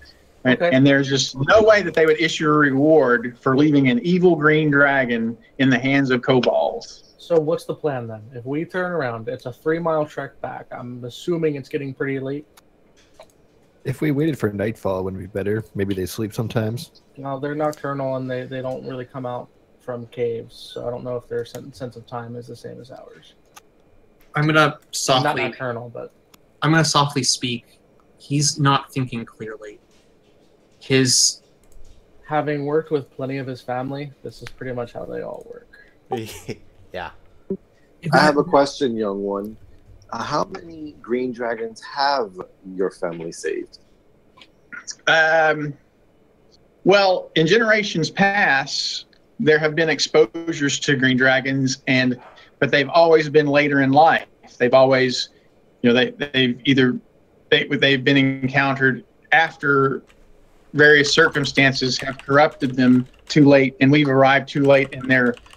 So that was what was so great about this baby. He was only a few weeks old, or whenever we were. I have a question. Is this the one? This is an outside of character question. Is this the one that we saved and then we let the guy go on his own after we got him out of the city, and then he never made it home? That's correct. Yeah.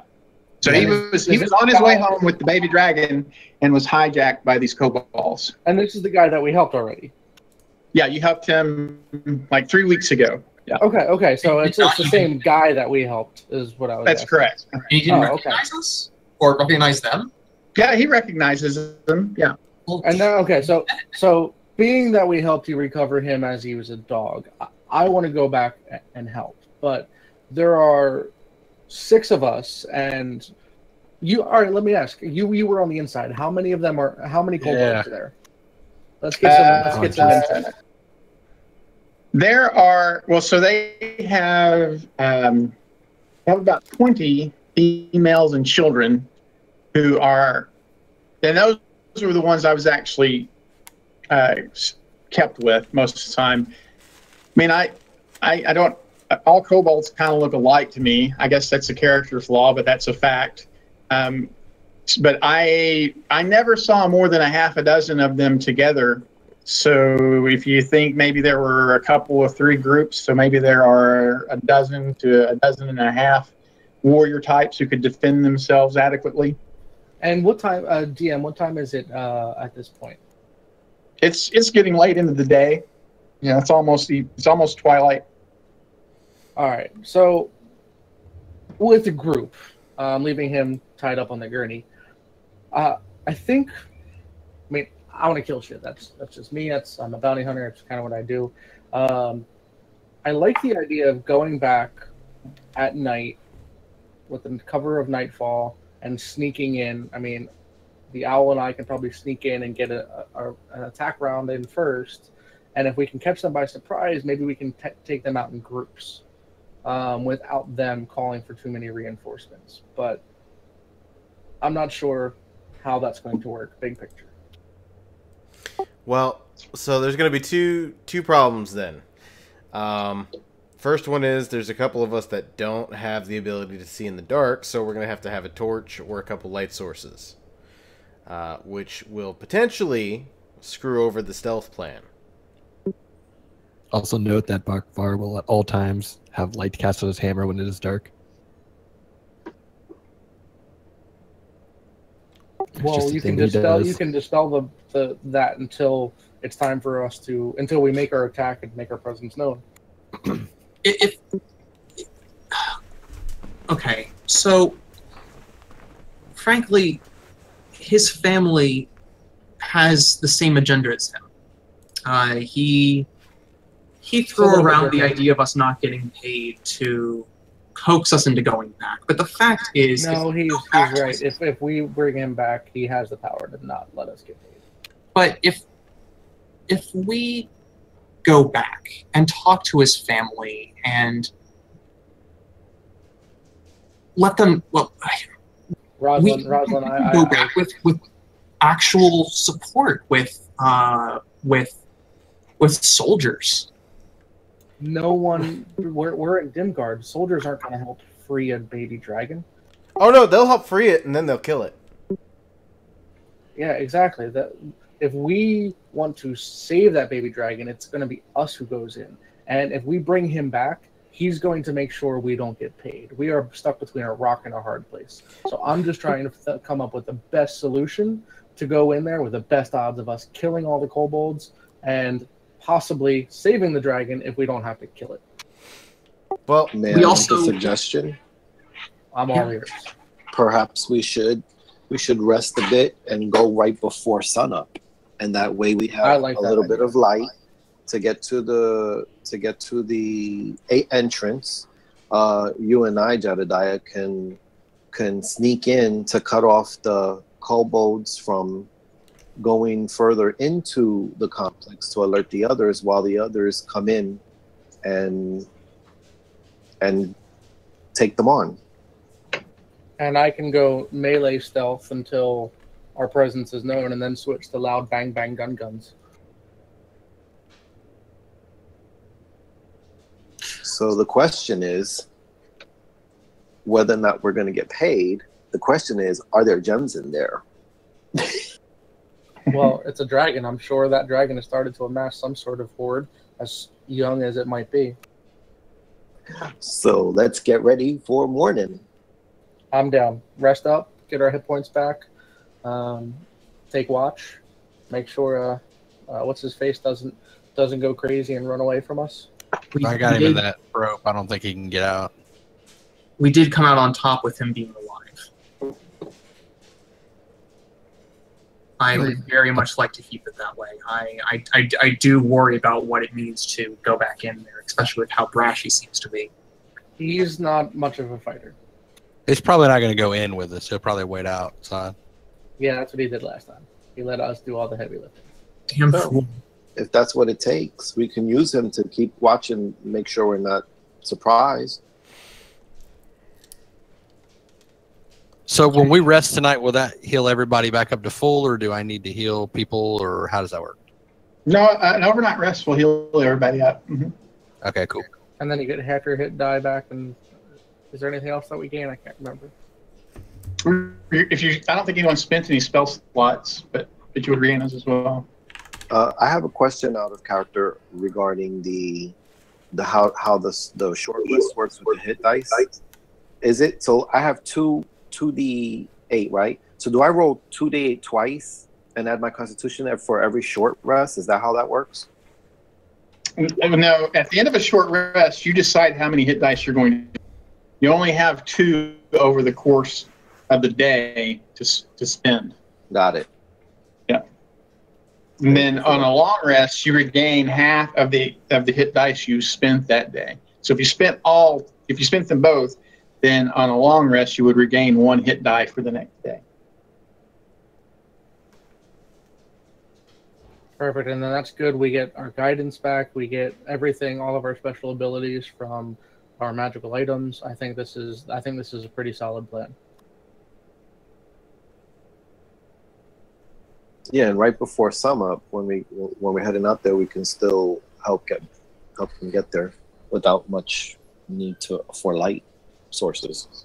Exactly, and then we still have mostly the element by surprise because they're definitely not expecting us back come morning.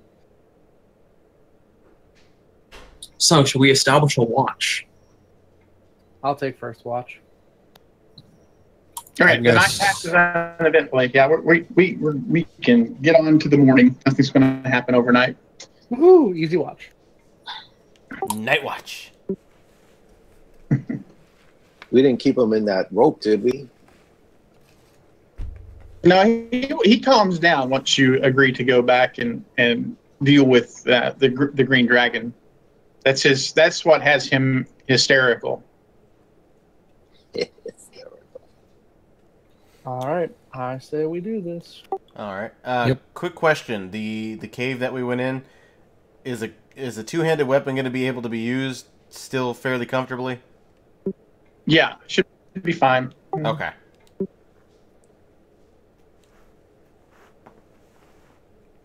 Well, on we go. Should we bring mounts this time? We never went back to the city to get mounts. Oh, we didn't. No, we camped out in the wilderness close to the cave entrance. We're I gonna missed make that it part. there by That's fine. daylight. I'm assuming. I don't know. Yeah, I don't think we have mounts, but mounts wouldn't be effective in these tunnels anyway. They're 5 feet wide. At some point during our journey, I'm going to mention that I'm just going to mention, my armor that I picked up back in the city, it's not exactly subtle. Right. If we're planning on barbarian, you're probably not going to be the sneaky ones either. Yeah. Well, I'm wearing splint mail, so I mean, you know. Alvin, what's your race? I'm a halfling. Okay, cool. So you have dark vision. what I was going to ask is if we are planning on going in a bit more covertly, do you think I should leave it outside? Or do you? No. No. Okay. Oh no, you're gonna need that armor. Yeah, absolutely. Last time we went into a cave, someone took a nap. I think a few naps were taken. I'm gonna. Okay, so we're at the cave entrance here, right? What is the plan of egress? I'm going stealth.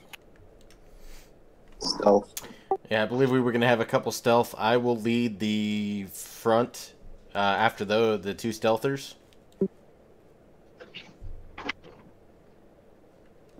All right. I'm giving the 4 sending stones that I created. I'm giving a sending stone to Tobias, Zell, Roslyn, and the Owl. So when we get in, we can make our first attack, and then as my bonus action, I can say, "Go," and everyone else can join the fray. Cool. Cool. Thank you. Thank you very Sending much. stone, nice. And then Does it Roslyn, you work gotta both max out ways? your hit points. 1 time each direction. Yeah. And I think everyone who has a sending stone can hear the message as well. That's correct. Mm-hmm. Right. So, are we the way we want to be there on the map? Oh, shit. Well, I'm gonna wait outside it first, especially because I know the probably gonna give everyone away. I'd also like to try and readjust my helmet so it doesn't rub against my neck burns. Okay. So we're where we want. I need a stealth from Zell, I guess, as well. So, Nope.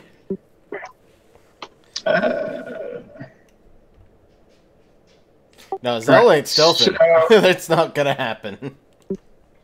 Oh, okay. Orin, the So owl. Zell's just walking in. Gotcha.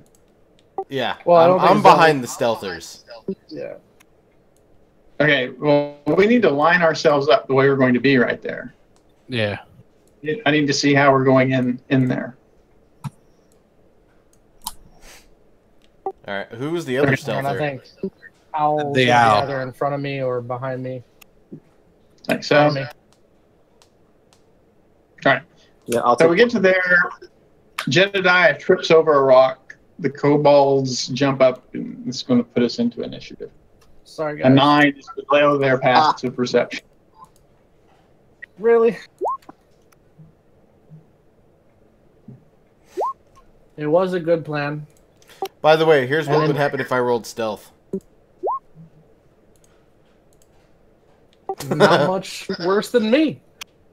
Well, but he would have to roll it again. Why? I'd be a 5. Oh, I see. Yeah, 5. I'm sorry. Yeah. Yeah, I've got mine set to roll both of them like right off the bat. So Me tripping over that rock really screwed you up, Owl. I'm sorry. holy shit! Yeah, Startled have good me. initiative. 1, 2. Oh, that's weird. So they're all going to go, and then we're all going to go. Can you guys go into that room so we don't get bottlenecked in here? I think one of the kobolds are missing from the list. The Yeah, middle there's one. a fifth one missing. Yeah, there we go. Okay. All right, so Cobalt jumps up. I think we should, at this point, all be in that hallway. Yeah. I Ready made a to whole bunch attack. of noise. This one's going to move up here. And I think he's actually going to dodge. That's going to trigger this one's ready to action.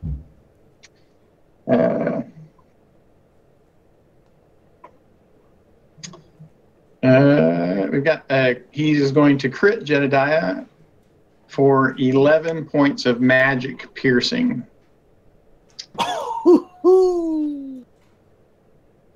This one is dodging, by the way. Which one? This one right here. That's not a good symbol for dodging. There, that's better dodge. He's dodging. That thing got a nat 20. And this one's going to move up. Attack.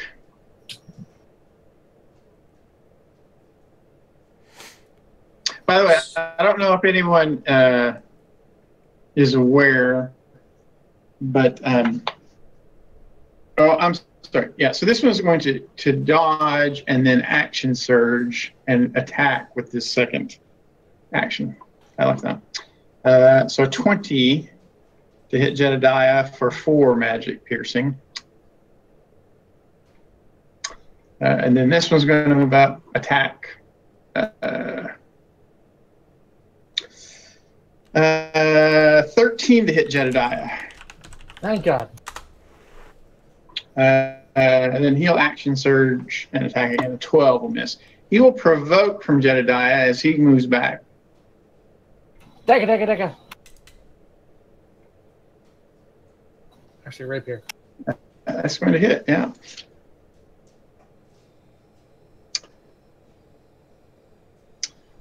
So this one's going to move up, attack Jedediah, and then action surge and attack again. 21 to hit Jedediah. Yep. For 4 points of magic piercing, and then he's going to move back. And it is Bakvar's turn. Oh, Jedediah My dex goes down. My dex is a +0, so probably the kobold would go first. It assigns them randomly. That's fine. Yeah. Okay. I'm just gonna move up then. By the way, I don't know if you guys. In fact, I'm not even sure if I have it in the actual Roll20 stuff. But pack tactics are only applied to melee attacks. Just so you know. Within 5 feet. They would have to have an ally within 5 feet of them to get it. Yeah. The point is they can't throw spears and get the benefit of pack tactics. Right? That makes sense. Am I able to move through that kobold there at the mouth of the cave? You would have to overrun him. You'd have to shove him back or something to. Well, I'd be dashing, so I think I can only move up to here. Okay. Do I have line of sight of Jedediah? Yeah. He's laying there. He's not in the wall, right? So he's like right there. It's actually too far. That's a touch spell, so there's nothing I can do. No worries. So I'll have to end my turn there.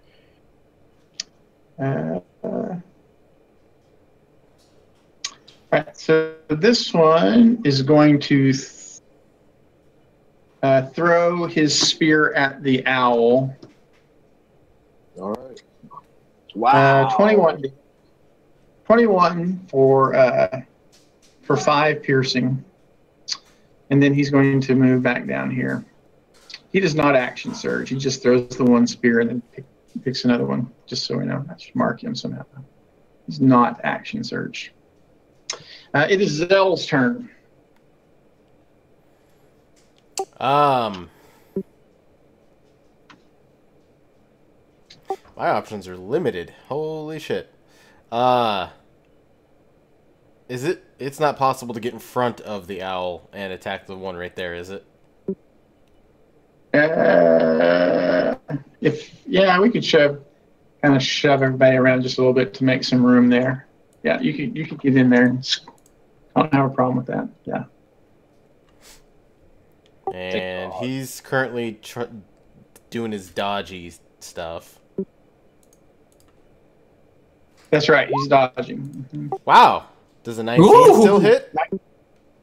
19 still hits. Awesome. These guys are armor class 60 is what you're looking for. Cool, so I'm going to activate a superiority die.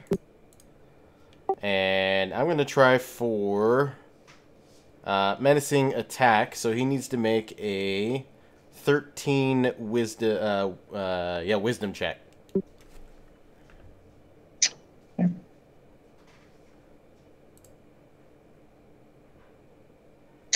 He succeeds. Yeah, but he's taking 14, 20 points of damage. 20 points. All right, he's bloodied. And that'll be it. Okay. Okay. I am going to run past Tobias and pull out my throwing hammer. I have a lot of allies in front of me, and I know this is a narrow passageway. How exactly would I go about trying to chuck a hammer at this kobold without? He would have cover. He'd have half cover, so his armor class would be 18 instead of 16. Well, might as well try it. You have a nice chuck. Okay, that's going to hit. Yeah. Awesome. Boop. Even with disadvantage. Good job. I see a hammer fly over my head. Yeah. No. Okay. Look out! Boop. Looks like he's just barely hanging on. It's Jedediah's turn. Oh, Jedediah needs a death save. Jedediah needs a death save.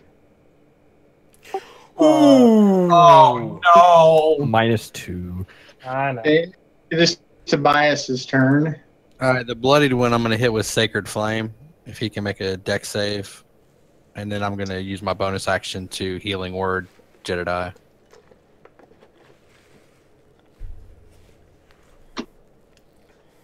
He's got a 16 dex save. Yeah, he made that. And Jedediah gets 7 back. The owl's turn. All right. Boy, I'm going to. As my bonus action, I'm gonna activate dodge, and I'm just gonna dodge through. Can I make my way around that opponent? Like, How are you dodging? I'm sorry. How are you dodging as a bonus?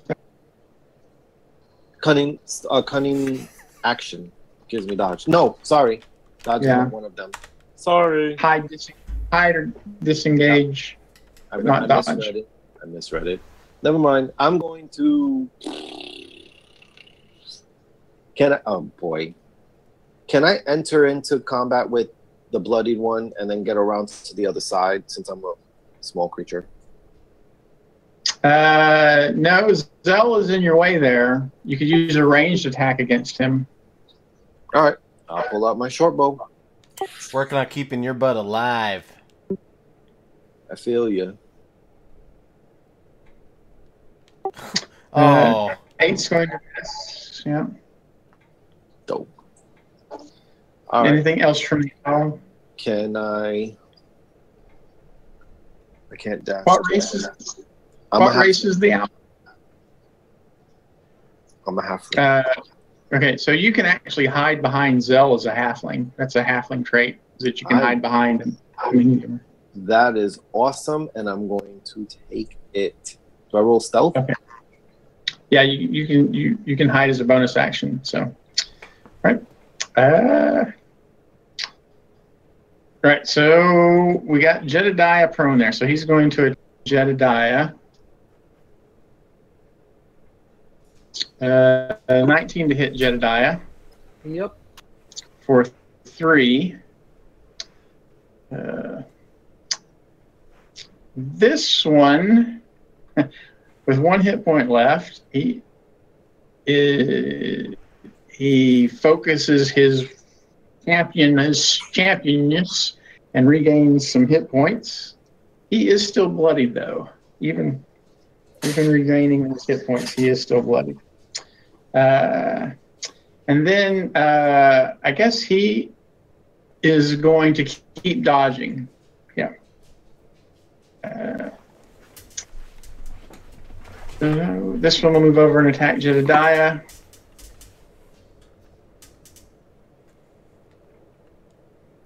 16 to hit Jedediah.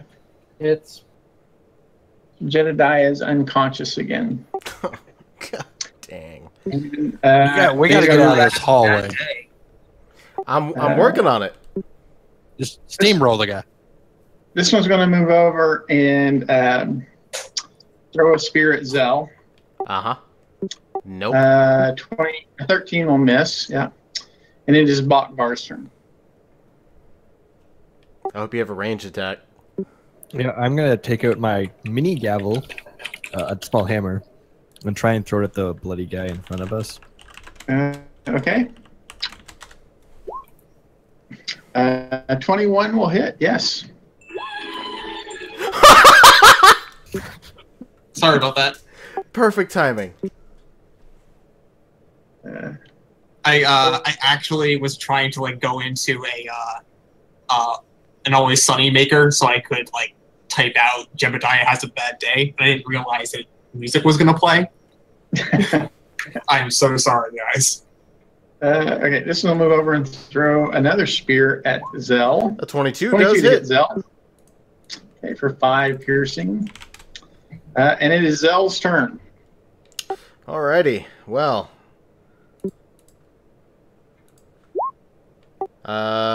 Oof. 9 does not hit, does it? 9 does not hit, no. Well, I'm going to attempt to action surge. Another hit out of him.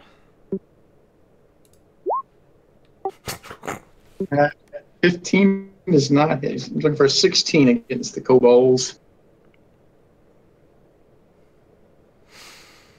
Is that it for Zell? Yeah, pretty much, because I can't, well, can I jump over him? No. There's not enough clearance to jump completely over him. Yeah, and it's only about 7 feet high here. Yeah, and I can't use inspiration after I roll, can I? No, you got to do it before you make the roll. Yeah.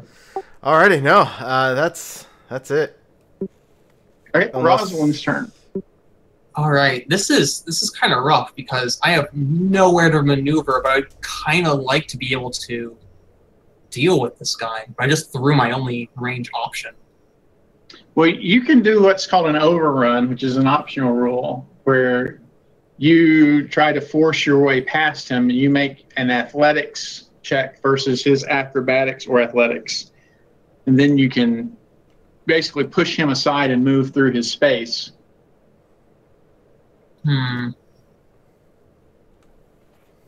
Well, couldn't we all do that if we all just steamrolled him, like stand him? Yeah. There are things you could do. So that would allow one person to get past him. Or someone could. Well, in particular, Zell could have shoved him back 5 feet. But we didn't do that. Yeah. Okay. So I'm going to look back to Tobias and say, get ready to help him, and I'm going to go into a rage and just do a shove action to try and shove him out of the way. Okay. Bonus action rage, and then you. So athletics. Okay. Yeah. So athletics, you have advantage because you're raging. That is correct. He can equal a 22. Yeah, so he's got a 23. Oh my goodness, what a hero. So what exactly should happen here? Should I just be in front of everyone else, kind of pushed back one space? What's happening? Should I just kind of hang out right here? Yeah, so you try to push past him and fail. You will actually have to end up back here somewhere. We just push you aside. Which will provoke, so a 20 to hit you for 7. It's half because of rage. And it'll be so death save for Jedediah. Oh, Okay, so this shit. one's It's dead. Yeah, so Jedediah, but I think we have a revivify scroll floating around from last session, right? I think we so. might have Yeah, I've missed got it. one. I haven't. Yeah. And then it is Tobias's turn.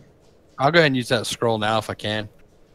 I think that requires touch. Yeah, I have the Isn't it- cantrip, but yeah, it does require touch. And isn't it like a minute cast too?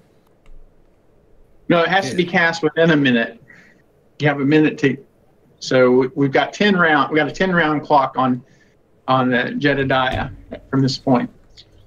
I'm just. I can do the same thing again. I'm just gonna do Sacred Flame on the bleeding one, and then Healing Word on him. Okay. Healing word on who? Jedediah. Okay. Won't work. So he's got. Yeah, Jedediah is dead. Yeah. Oh, Yeah, no, Oh, he's dead, dead. Yeah. So we got 15 on his deck save. yeah, he made it. And then you're going to do something different with your bonus action since No, we that's heard. per- Okay. We The had such a owl's good turn. plan, and I fucked it up. Well, if since I get advantage and he gives me disadvantage, does that just cancel it out and it's a regular attack? That's correct. Uh-huh. I'm gonna shoot my bow at him.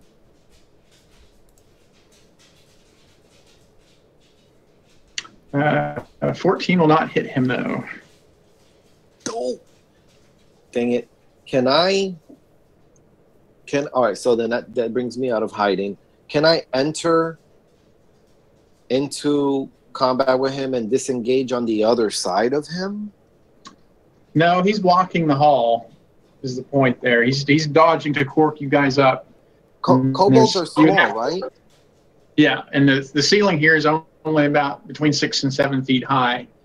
So you could try to tumble past him with acrobatics. That's another option, but it's hard to do. It's DC 20 to tumble past someone.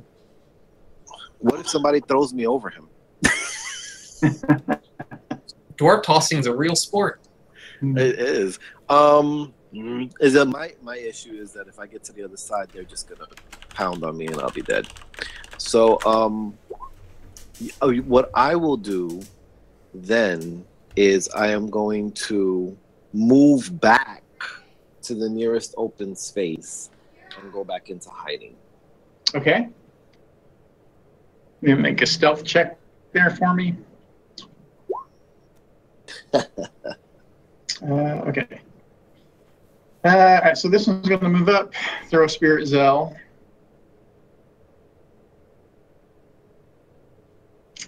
Yeah. I'm getting Spirit Zell. flashbacks to the Samson fight. A 20 to hit Zell for 3. Yep. Oh, So how many still have a spear? Because that's 3 spears thrown now. that's right. They start with 1 spear and 3 backups. All right, so this one is going to disengage and move back to here. Everybody's got to run in there as fast as they can. And it is Bakvar's turn.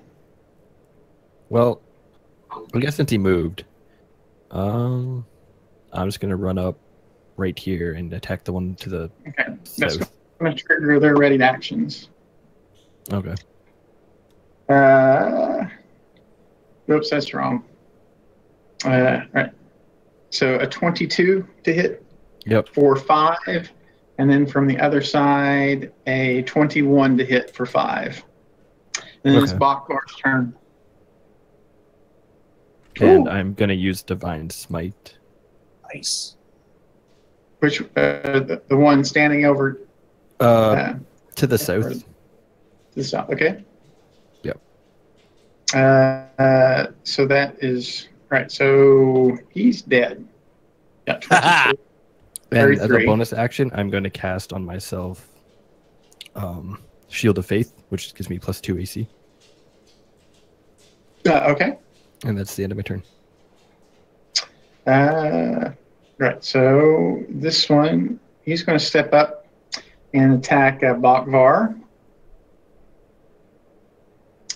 17 to hit Bakvar. Not now, no. Does he still get the 17 if he's not within 5 feet?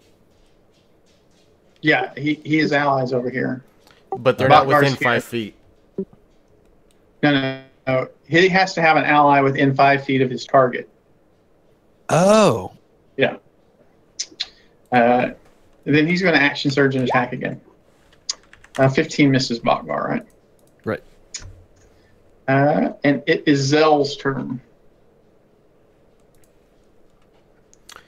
Well,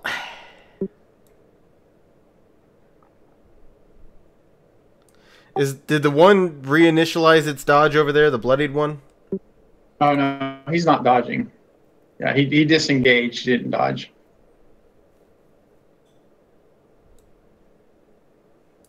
All right, so that's going to prompt 2 attacks, I'm guessing.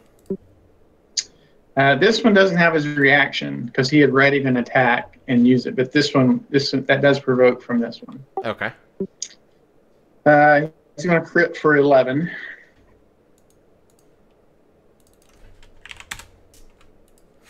All right, and I'm swinging at the bloodied one. Okay.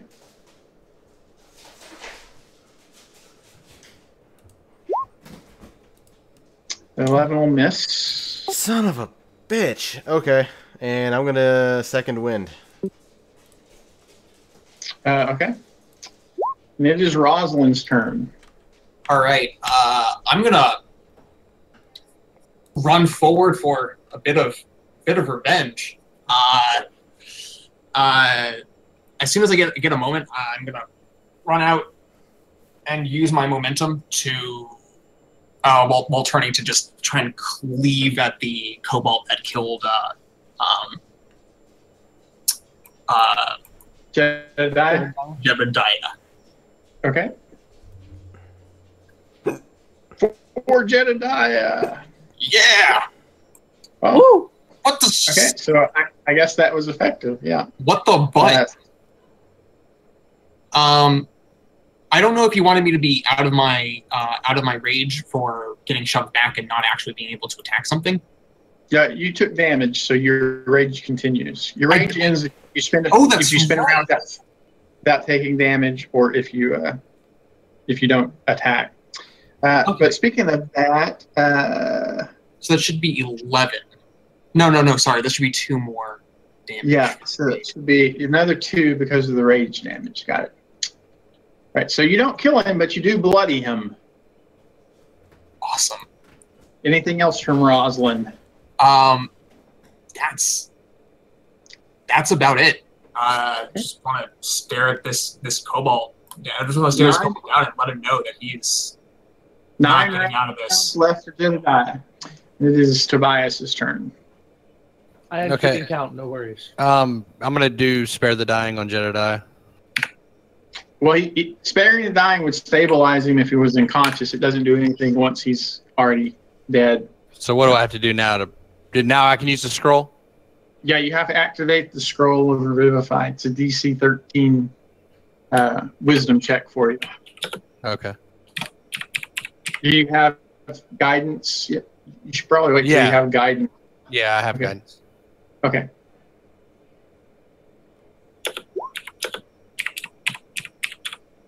And it's just wisdom. Yeah, it's a D20 plus. Okay. So Jedediah, you wake up with. You probably want to drag Jedediah back before we do that, though. Yeah, okay. Going back I'll to- bring him back. All right. So Jedediah, you wake up with 1 hit point, and they use scroll in the hands of Tobias above you. The owl's turn. Oh boy. The owl's gonna move up towards where Tobias was. Oh wait, excuse me. This button. I'm gonna move up and bonus action hide. Didn't you? Okay, yeah, that's right. You did a bad job of make hiding. it. Nice. I sure did. And I'm going to train my bow at this dude over here Okay. and shoot him. So that's going to crit because he's not dodging anymore. Advantage. So you stick an arrow in his eye, and he reaches up to grab it, utters an oath to Kurtlemak, the goblin primary, or the kobold primary deity, as he expires. Anything else from the owl? Nope, that's good enough for me. Right. So, yeah, he'll move over and attack Rosalind. A 23 to hit Rosalind. That's actually going to be a crit against Rosalind for 12. Okay. So where did I get hit last time when I got hit by that spear? Out of curiosity. It would have been in the. Or no, you were retreating, so it would have been, or you were being pushed back. It would have been like probably the upper thigh, somewhere in the midsection, because these are small creatures. But he would have had to have been attacking somewhere around your midriff. Okay, and this one would be. This one would be the same. Yeah, these are small creatures, and you're a medium creature. Oh no! So they're stabbing at your stomach parts. Yeah. Okay. So I get run through by this guy, and I'll just have a moment where I didn't really fully realize what was happening, and then just kind of stumble forward and fall down. Okay. Rosalind goes unconscious. This one is going to attack Boknar. 14, I believe, Mrs. Bokvar. That does Mrs. Bokvar's turn.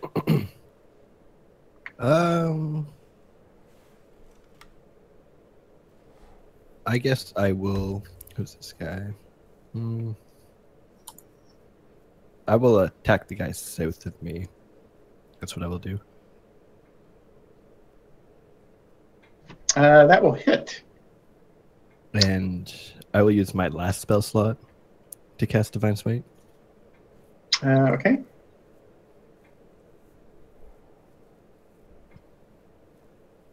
Dang. There was no wasted dots on those die. Nope. Nice. Awesome. Anything else from Bokvar? That is all I can do. Okay, Zell's turn. Refresh my memory real quick. Inspiration. What's that grant me? Advantage. I'm gonna hold on to that. And I'm gonna swing at the guy right next to me.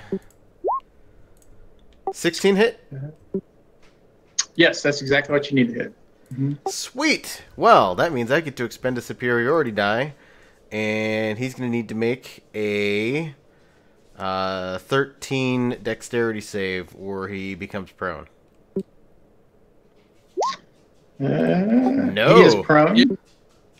So this will be fun. He basically get prone, disadvantage, blah blah blah. Anyways, greatsword. 8. Wow. And then your superiority die. So 10 total. Wow. Okay.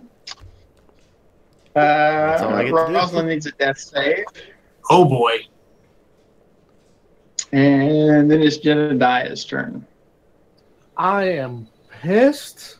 I'm going to use half my movement speed to get up. And I'm going to just take a shot at the one that was where my dead body once was. Okay. Foregoing the thought of healing myself, I know. And I'm going to spend a grit point too for advantage. Okay, so that's going to hit.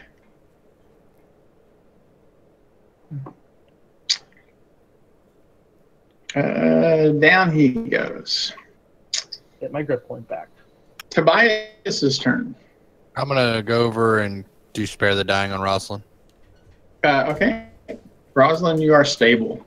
The owl's turn. Is Spare the Dying a touch spell? Yeah. Yeah. Okay. I'm training an arrow on this guy. He's prone, just so you know. Yeah, which gives him disadvantage. Yeah, Nice. so it would cancel out, and 17 is still going to hit him because you have advantage from being hidden. So All right. Sneaky. And don't forget your sneak attack damage. he is bloodied now. And I'm gonna move on in. All right, so he's going to stand up.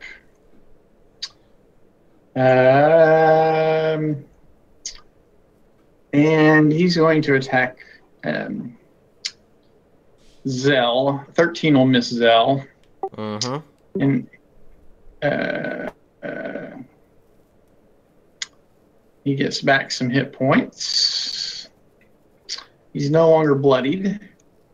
It is Zell's turn. Oh, you just passed over I think it's Bakbar. Bakbar.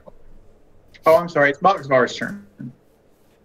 I'm gonna run up next to him and swing my maul at him. And down he goes. Yeah. So down he goes. That was pretty metal. That was almost a perfect roll on damage too. One off, right? Yep. Yeah. Six, and 5. Yeah. All right. So we got Rosalind unconscious. We got Jedediah at 1 hit point. I can take care of myself. Well, I have my whatever you guys use, like your second wind. I've got you can take Jedediah can have 7 hit points and Rosalind can have 8. Ooh. Oh, cool. Yeah, Okay. I think we're gonna need a short rest. Set a In these guard and caves. try to take a short rest. Is that Yeah. right? Can we do that here? You can try. Yeah. There could be patrols. After There could all be that noise we patrol. made? Oh, you're talking. It would almost be certainly safer to like wander like 30 feet away from the cave, take a short rest, and come back in. Could do In terms that. of getting caught out. I'll keep watch. Jebediah, you're alive. So, I realized that we had a joke that one of us was gonna drop. Don't take that seriously. Don't do that again. That's why I was saying we can't get caught in that entryway, man, and it's the first thing that happened. Just bam. It reminded me bottleneck. of the Samson fight, man, and it was bad news. But it was Oh yeah, my we fault. could have backed The out dice and did taken not- it to the The dice entrance. did not play well. I'm gonna try and pick myself up and just kind of sit in the corner and spit out a little bit of blood.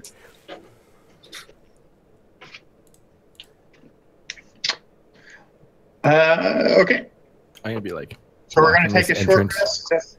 We're going to set a watch and try to take a. Or are we going to? All right. No, short rest is so, yeah, definitely so we- needed. An hour later, we complete our short rest. Huh, and no one came to attack us here. Maybe there's not so many groups. Looks I like also didn't fire. Oh no, I did fire my gun. Never mind. it was a slow hour. Yep. That must be Let me know when we're ready. preparing I'm ready. for us. Ready. Yep. Reloaded and ready to kill more shit. Ready. So we're just going to wade in. Is that the idea? Does anybody have a 15 or better passive perception? Yes. Yes. Yes. Okay. So about this area right here, you can see a series of pressure plates and tripwires. So it looks like it's going to be very tricky to get past it.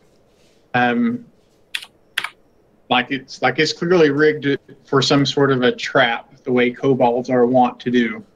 So what's over Use my here? thieves' tools.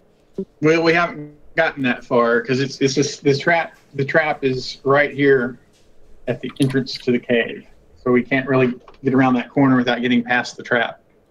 So there's Can a I wall use right my- here that we can't see? Oh, yeah, I'm sorry. Yeah. Like Okay. that. Sorry. Yeah, I thought yes. There's no passage there. There's only one passage out. So yeah, so there's a network of pressure plates and ropes, tripwires that are blocking that are immediately in that hallway. I'd like to take some of my arrows and just kind of like put them on the ground and say, "Hey, avoid these." What exactly do you see over there? Some tripwires and some pressure plates. Don't step on them and don't break the wires. Yeah, once Here, someone actually, notices, they can point them out to everybody.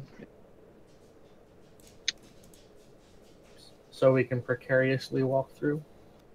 Is that what we're going to do? Going to just I try could try to to. disarm them with my thieves' tools if anyone would like me to do that. I can give you guidance. And I can assist you. Okay, make me. I have some rope if you want to try and tie something on the end to brute force some of the traps. Just kind of throw it in and see what happens. Wouldn't it We be set quicker? them off. It make a lot of noise, and then That's go through true. the halls. So we could just grab the dead kobolds and throw them on them. Oh, can we loot those bodies? For that armor? at Yeah, they have leather armor, shields, and spears. They don't least? have We'll loot anything. them on the way out. Oh, actually, yeah. Could I have maybe torn off a little bit of cloth to attempt to bandage my leg? Yeah, that is a very good description of what happens during a short rest. Yeah. Perfect. All right, here we go. Thieves' tools, and then guidance is a D4, right? Yeah. Yes. Uh-huh. And an assist. All right. Do I need the guidance? Wait. So no, the 18 with the is great. So you managed to carefully cut through the tripwires and disable the pressure plates. Looks like you think you've done a pretty good job. I think I did a pretty good job, guys. I think we can make it through here pretty quickly. Okay. So Can I look around everybody, this corner? wait. So we start moving through, and I need an acrobatics check from everybody with advantage. Acrobatics, or would athletics work? No, it's acrobatics. We're trying to avoid these pressure plates. Could I? Oh, I thought he disabled them. Well, he did. That's why it's with advantage, and that's why it's a DC 10 instead of a DC 15. But Zell sets it off there at the end. Zell, Damn it, I you thought I trip did a over. better job. You did a good job. Yeah. So Zell, where'd he go to? Falling Rocks. There we go. Well, before you do that, I'm gonna roll my guidance. Still doesn't help. Right, so Zell, you take 15 points of bludgeoning damage. You can Oh, jeez. from falling rocks. So you accidentally stumble across one of the pressure plates, and you make DC 14 dexterity saving throw to have that damage. All right, so not only do you take the 15, but one of the rocks clonks you on the head particularly. Guidance doesn't apply to saves, it's only ability checks. And until you complete a long rest, you will not be able to take reactions. I want to immediately run over and start just trying to get the rocks off of them. Yeah, you can do that. And You I think like that the probably significant noise. think that 5 points of lay on hands from Paladin would, if this concussion would qualify as a disease, that a Paladin could use 5 points of lay on hands to remove if you wanted to. Okay, Bakra will easily do that. Okay, so then you are no longer concussed. Would lesser restoration cure that? That's what I was going to ask too. Yeah, lesser restoration. Anything that would cure a disease. Oh, will okay. cure the Well, concussion. yeah, save that. I'll use my lesser restoration that I get for free. Okay. All right, I'm gonna see that, and my eyes just go wide. And this was Tobias who did this, right? No. No. I have it, but he did it himself. Yeah. Wait, Buffer did? No, Zell. Zell, how did you do that? How did I do what? Step on the pressure plate? Easy. I stepped on it. No. What you did to heal yourself? I have a stone that I can use. The joys of following a god. Listen, I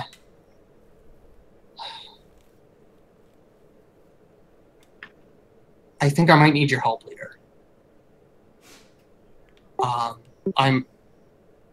don't know if you've noticed this. I'm gonna take off my helmet and just kind of pull back my hair a little bit to reveal the open acid scar.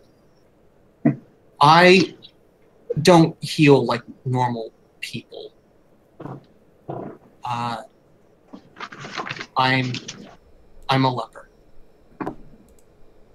I'm pretty sure that what I have is not going to cure that. Because that would more than likely require greater restoration, which no one has yet. Well, that's the reason why I'm out here. Looking for someone who... or searching for someone who might be able to cure me. It's taken me a long time to get to this point. I thought maybe Tobias would one day maybe be able to. He seems like a proper enough cleric. Well, let's get him there. I think I'm the prime candidate this time to get dropped. Moving back. Okay, and that also seemed to make a bunch of noise. Let's see what the guys' stealth checks are.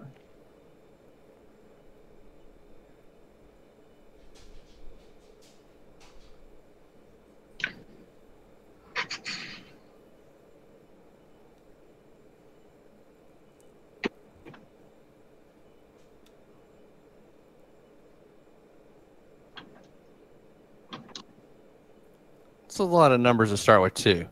Mm-hmm. Yep. Okay, so we're going to go into initiative at that point. So they heard us. I heard Zell. Got like rocks and I'm sure my gunshots didn't help. The town heard us. I don't think we have the turn order up.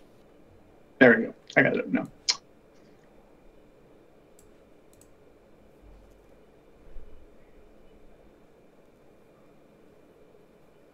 You guys should drop back and we can do to them what they did to us.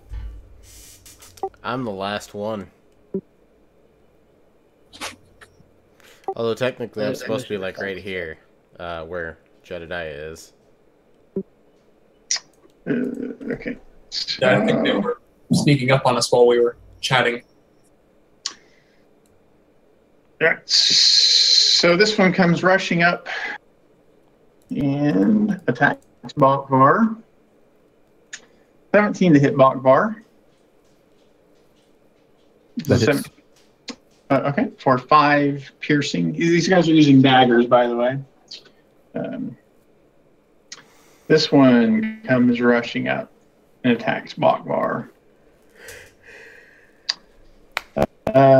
16 hit Bokvar. Okay, what is Bokvar's passive perception? It is only passive. It's 10. Yep. Okay, so Bokvar was surprised, but he's no longer surprised. This one's going to rush up and throw a dagger at Bokvar. 7 will miss, though. This one will rush up and attack Bokvar. 22 for 6. Okay. What is the owl's passive perception? 15. Okay, so you are not surprised. Well, the owl. So one of them was apparently giggling a little bit at the thought of killing some humans, and you heard him just before they launched their attack.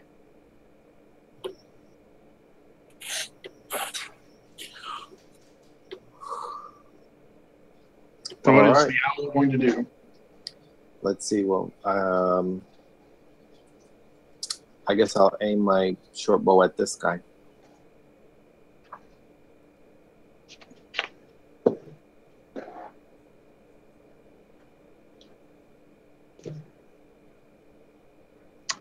Okay. Which one? I'm sorry.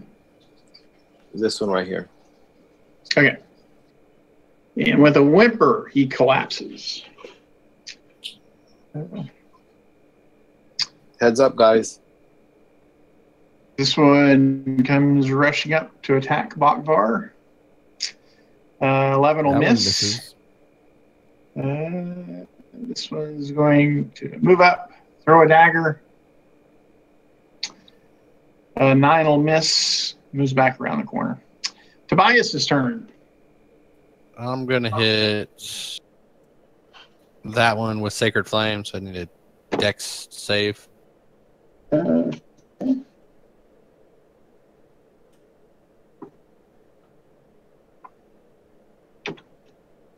All right, so he fails, and radiant energy envelops him, and he is almost completely roasted.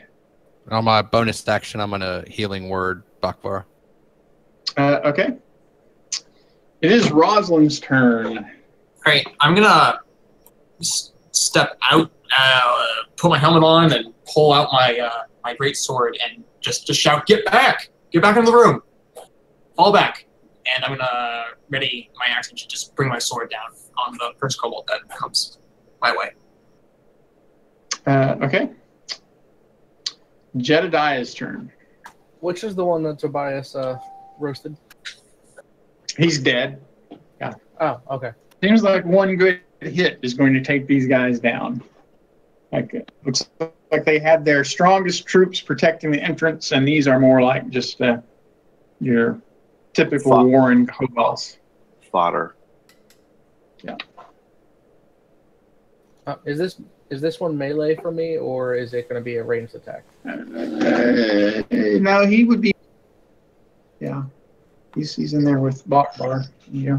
He'd be what? I'm sorry. Yeah, he would be in melee. Mm-hmm. Okay, perfect. I'm going to dagger.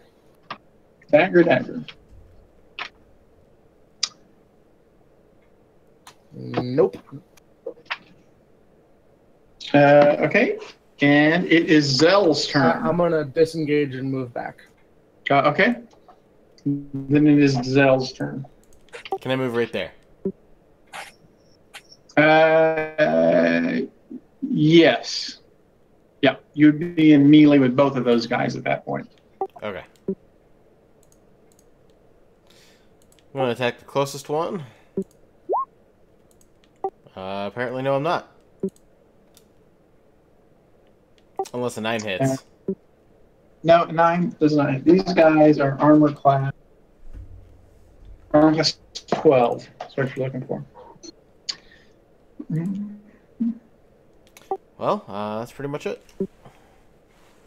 Okay, so this one's going to attack Zell. A 20 for 4 piercing. Oh, wait.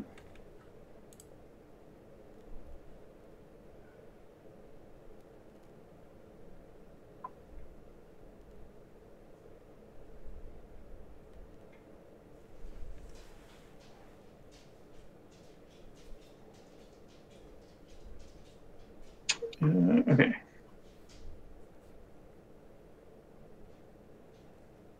And this one's also going to attack Zell. 23 for 3.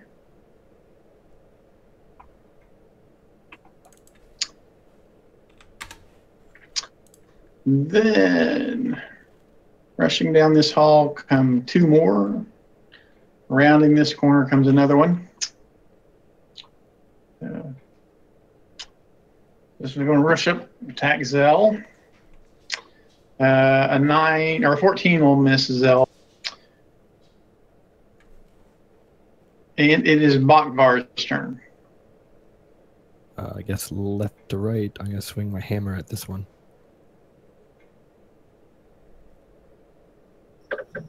Seems like I've got some people missing from initiative. Bakvar, the Owl, Tobias, Rosalind, Zell. Who am I missing? You just didn't say Jedediah. Everybody, Jedediah is there. Oh, yeah, I overlooked Jedediah. Okay, I got it, yeah. There's just a lot of kobolds. Which one was Bakvar attacking? I'm sorry? The one on the left. Down he goes. Yeah, Anything else from Bakvar? All right, it's going to rush up. He's going to attack Zell. 10 will miss Zell. The Owl's turn. All right, the Owl's going to take a shot at this guy. Okay.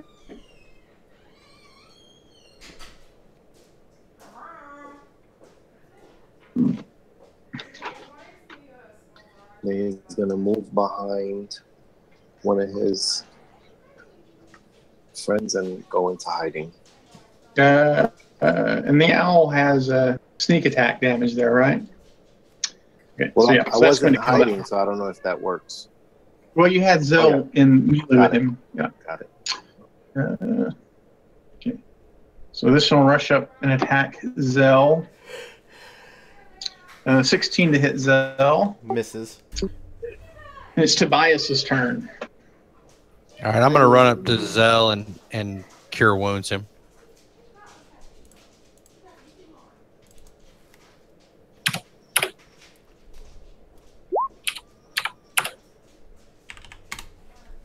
So he gets 13 back. Sweet. Okay. Someone's going to come up, throw a dagger at somebody. Let's see who he's going to throw a dagger at. I'm going to throw a dagger at Bakvar. 19 to hit Bakvar. That does hit. Okay, for 6 points of piercing. It is Rosalind's turn. All right. Let's see. Can I force my way into this nook right here? You would take an attack of opportunity. This one, as you moved past these guys, but you could get in between those. Yeah. Mm-hmm.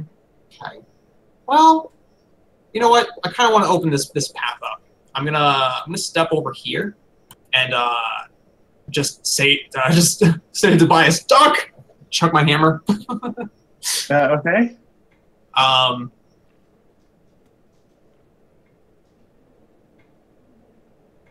11 will miss. Anything else from Rosalind? All right. I'm going to. I'm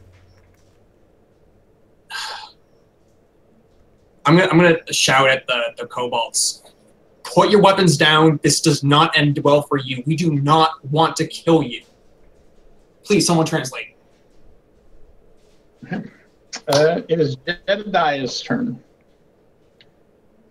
If I take They did not appear to be dissuaded, by the way. Right. Well, they can't. Can I shoot at this one? I'm assuming it'd have like some sort of cover. Yeah, it'd be an armor class 14 instead of armor class 12. Fair enough. I'm going to spend a good point and attack with advantage. Okay. Need to, but I'll take it.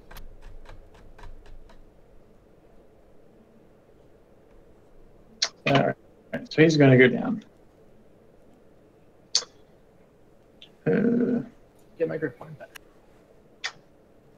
Right, so this one, he's going to get up to, yeah, he can get there, about 30 feet. So he's going to rush up just within range of Zell.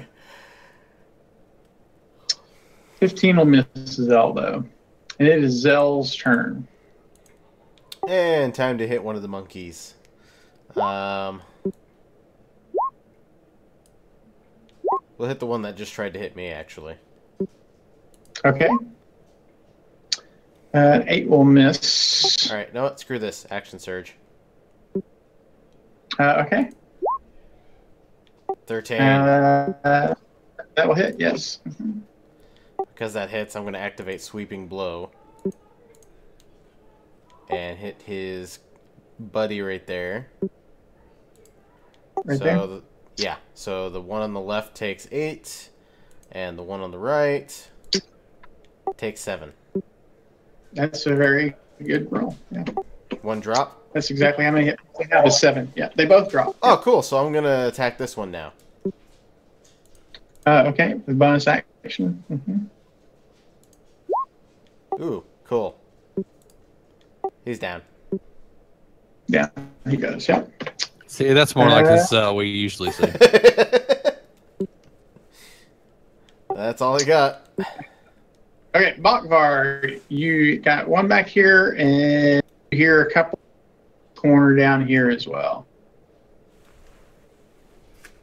Do I actually notice them? Yeah. They round that corner and enter initiative. Yep. Okay, I'm just gonna reposition a little bit at this choke and heal myself 10 points with Lay on Hands. Okay.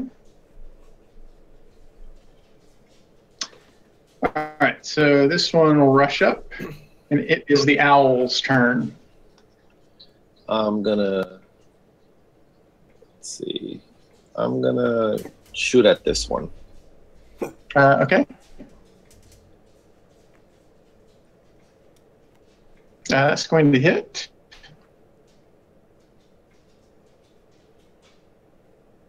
An 8 is going to take him down. Tobias's turn. And go back into hiding. Okay. Just need a DC save for that one for Sacred Flame. Okay. He fails. Sweet. Is bathed in radiant light and is fried to a crispy golden brown. Okay, so this one will rush up and attack. He's going to crit for 8 against Bakvar. Okay. This one's going to rush up and throw a dagger. It'll miss Bakvar. It will be Rosalind's turn. Okay. And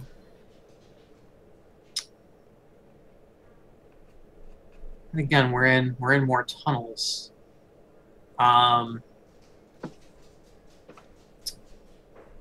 Let's see.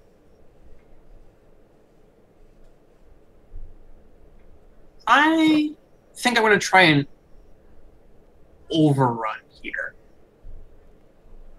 Okay. So make an athletics check.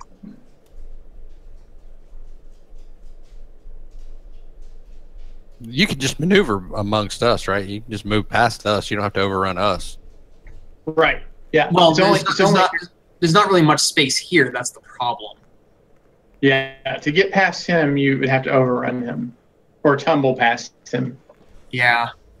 I'd rather try and just push him down and shove him. And okay, where is my thingy?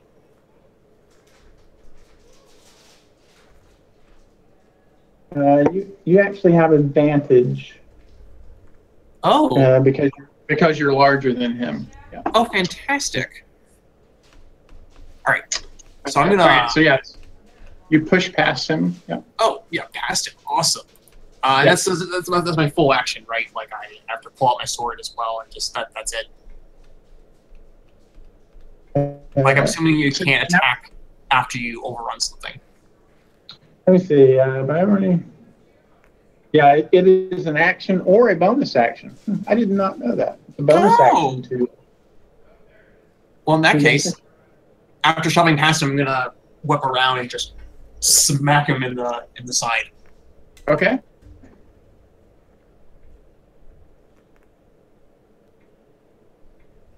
That's going to hit. Ooh. This was not wall raging. Yeah, but these guys still only have 7 hit points. Okay. I'm gonna repeat the same words as before. Put down your weapons. This does not end well. We do not want to kill you. Jedediah's turn. I guess do we know about the one down this hallway still? Yeah, he's moved out and thrown a dagger, moved back. Yeah, you know where he is. Gotcha. Well, I don't, because I didn't see the dagger most likely. All right, I'm going to kind of. Well, you heard people talking about it. You heard the party members talking about it, so you know where he is. Yeah.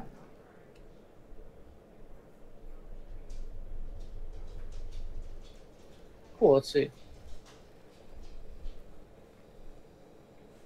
So I can get to there. Does that let me? That lets you shoot him. Yes. Mm-hmm. Going for it. Burning a grit point again. For advantage, gotcha. Yeah. It is Zell's turn. That little space monkey over there still up? This one's still up. Yep. Dodged out of the way of my bullet. AKA I missed.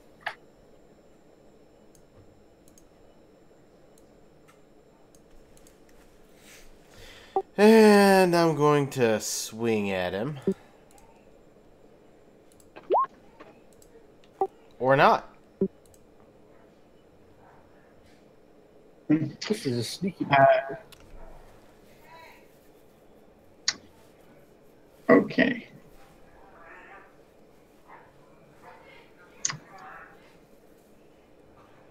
All right, so running up this hallway comes a kobold, throws a dagger at Zell. 22 for 5. It is Bakvar's turn. Do I notice any coming from the right hallway? Nope. Okay.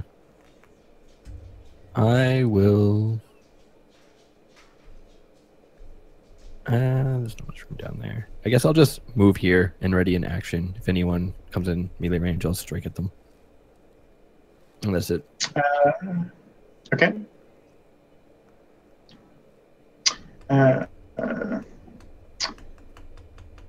Right, so rounding this, kobold runs up, attacks Bakvar. 9 will miss, though. Would that The owl's trigger turn. my action to attack him? Oh, yeah, it was ready. Well, he doesn't come within melee range. Does he not? Or, I'm sorry, he does come within melee. Yeah, he does. He does come within melee. Yeah, that would ready. Toast anyway. Down he goes. So Pius' turn. I think you skipped the owl. Oh, did I miss the owl? I missed the owl, yeah. I'm going to, you know what? I'm in my hidden position. I'm gonna make a ready action to just keep an eye on whatever next enemy comes this way, and then I'll let loose if I see one. Okay, well, one rounds this corner here. It's going to be ready to action. So you're going to Sacred Flame him. I'm gonna shoot him with a short bow. Oh, I'm sorry. Yeah. I was thinking of Tobias. I missed Tobias, didn't I? No, I'm after him. Yeah, but you're before the kobold. Oh, okay. Okay. So, yeah, so he's going to go down. And it'll be Tobias' turn. All right. I'm going to And I Sacred go Flame back that into one. hiding. Okay. Oh, weak. He succeeds. Good. It was bad anyway. All right, so this one is going to attack Zell. Well, so he's going to try to tumble past Zell. So Zell, I need a dexterity or acrobatics check from you.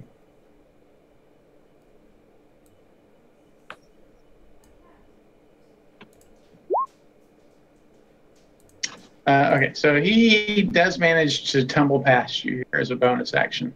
And this guy's going to up, and then they're ready to, his ready to action is attack you.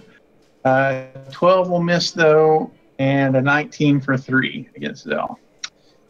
It is Bishop, or it's Rosalind Bishop's turn. All right. That kind of worked out for me before, so I think I'm going to try it again, actually.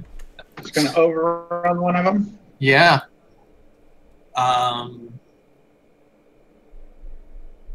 Oof. Probably not. This time. No. Aw. All right. I was trying to head in this direction, actually. Okay. And then, so that's going to provoke because you have to move back. Of course. An 18 or 3. Ugh. Right.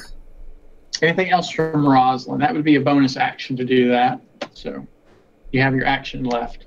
I guess I'll pick up my I'll pick up my throne hammer and get ready to toss it. Well, picking it up is just interacting with an object, so you could pick it up and throw it if you wanted Oh to. shoot! Yeah, I guess I could. All right. Well, I'm gonna chuck it at the kobold that stabbed me. Okay, that's going to miss. Jedediah. I'm gonna try to help Rosalind out here and take a shot at that one.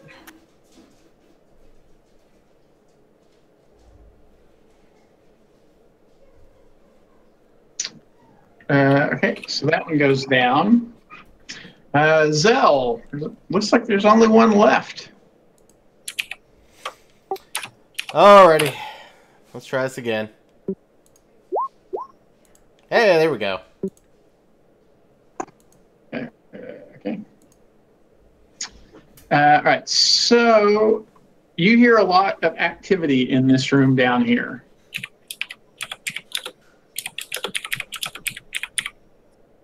Going to stealth.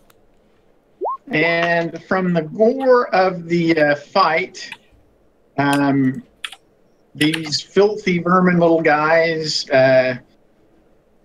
seem to, at first you think it's just nausea from the gore, but pretty quickly it's clear that these guys carry some sort of an infection, and you summon your fortitude to fight it off. Cobalt field, there it is. Oops, yeah. So yes, 35. So it's going to be 6 points or 3 points if you succeed. It's a Constitution saving throw. It is a disease, yes. Do we have anyone with proficiency in medicine? Yeah. Does anyone have? Okay, Man, so everyone has advantage. I really wish I did. Woo, 21. No, if anyone in the party has proficiency, then everybody has advantage on it. So everybody has advantage. So no one's failed so far. Oh. This is just not your night. He should get one more. No, Jedediah's already rolled twice. Yeah, that was Jedediah rolled a 9. Okay. 1, 2, 3, 4. I'm missing a couple of saving throws. We're missing Rosalind. Okay, and what is this for? Constitution? Constitution, yeah. Okay. As the goblin filth carries a disease. 13, so you take 6. It's either 6 or 3, depending on whether you make the saving throw or not. Uh-oh. And who am I missing? I'm missing one more, right? Okay. Zell, the owl, Tobias. Oh, is it, I mean, someone's immune. yeah, if it's someone's immune. Okay, I got you. Yeah, someone's immune. Okay. And then in this room down here, you see Rosalind, are you still up? Or did you several kobolds skittering around, and they are making a lot of noise as well. You recognize some of it as spell casting. You can overhear them. Yeah, casting. It sounds like guidance.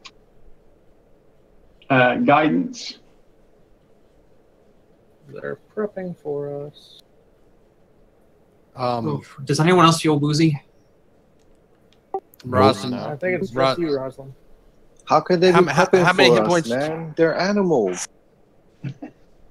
Rosalind, how far are you away from halfway? Your max for half hit point. Well, pretty far. Like the number. Oh, we're Because he doing can get you up to half. character. You want like out of character health. I'm at 5 of 23. All right, so you can take 7, right? Yeah. I think so. All right, you can do the 7, and Zell, there's 8 more left over. You can have as much of that. They get you up to halfway. It'd be 6.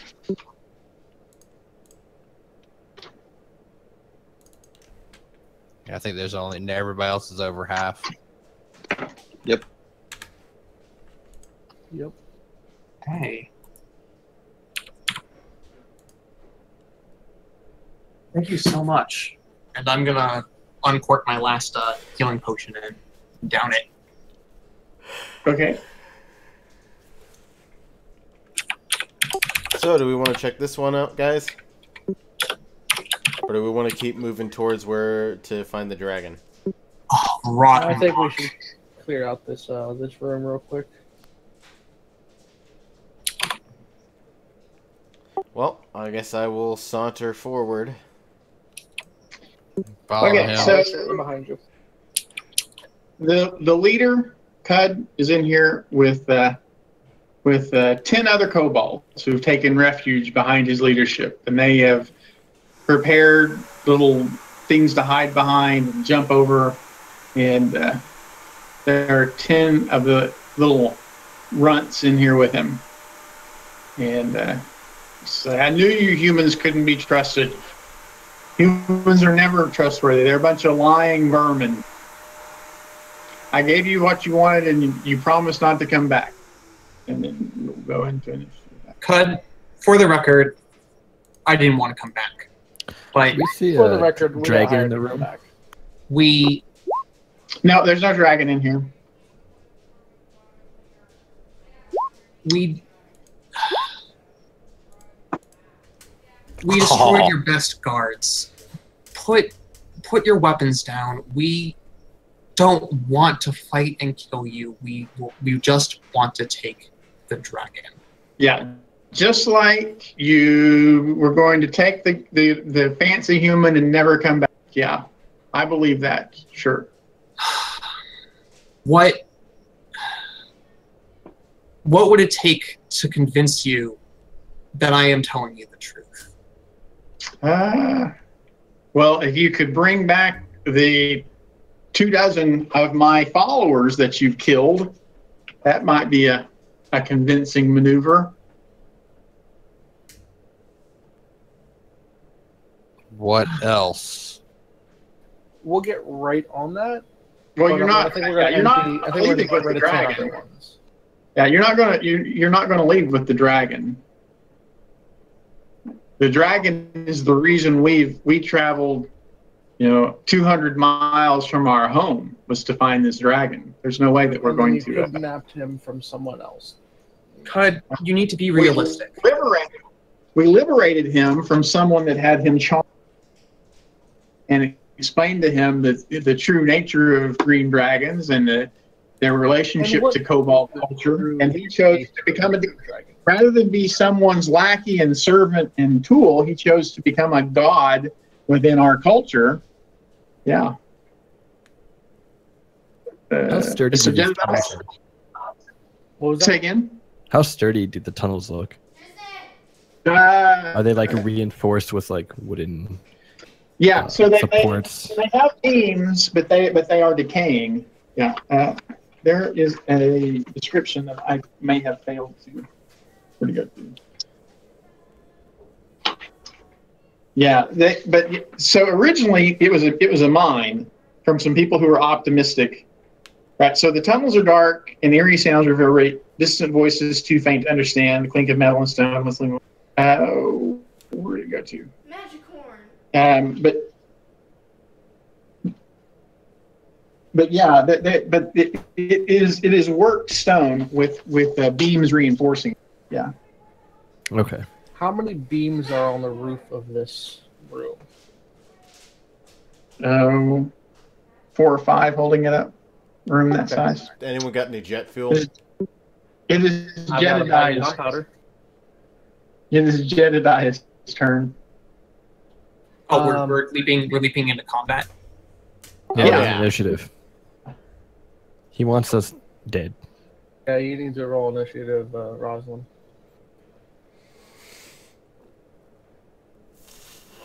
Alright, I'm going to shoot at the leader, Cud. Burning a grit point. Okay.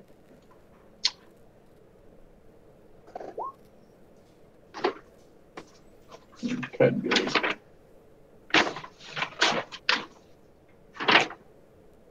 There's good. I'm assuming a spellcaster 16 will hit. A 16 does hit, yes. Perfect. And since I had advantage, I get sneak attack.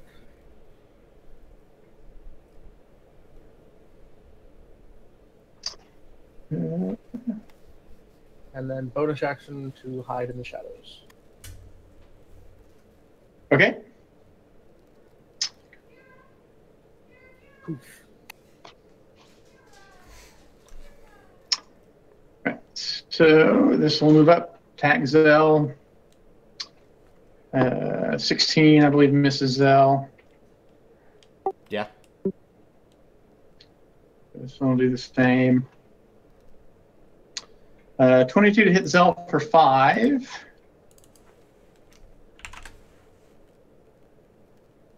Move up. Attack Zell. 17 to hit Zell. I believe that misses, right? I have a 17 AC, so I think that would hit. Oh, okay. For 6. Didn't you cast a shield of some sort? Nope. Okay, so spiritual weapon to hit Zell is 25 for 8 force. Right? And then a DC 14 deck save from Tobias.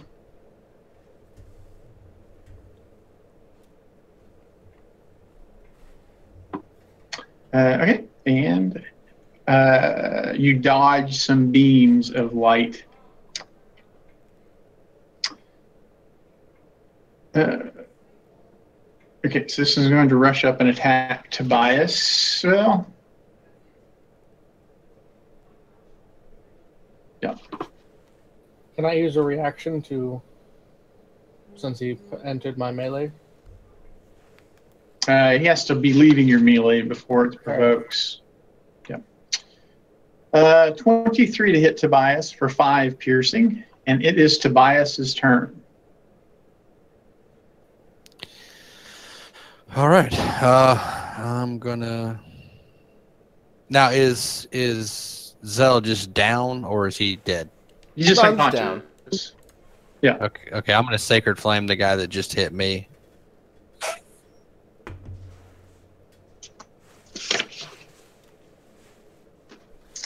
Okay, he is not affected. All right, and I'm gonna healing word on bonus action, Zell. Okay.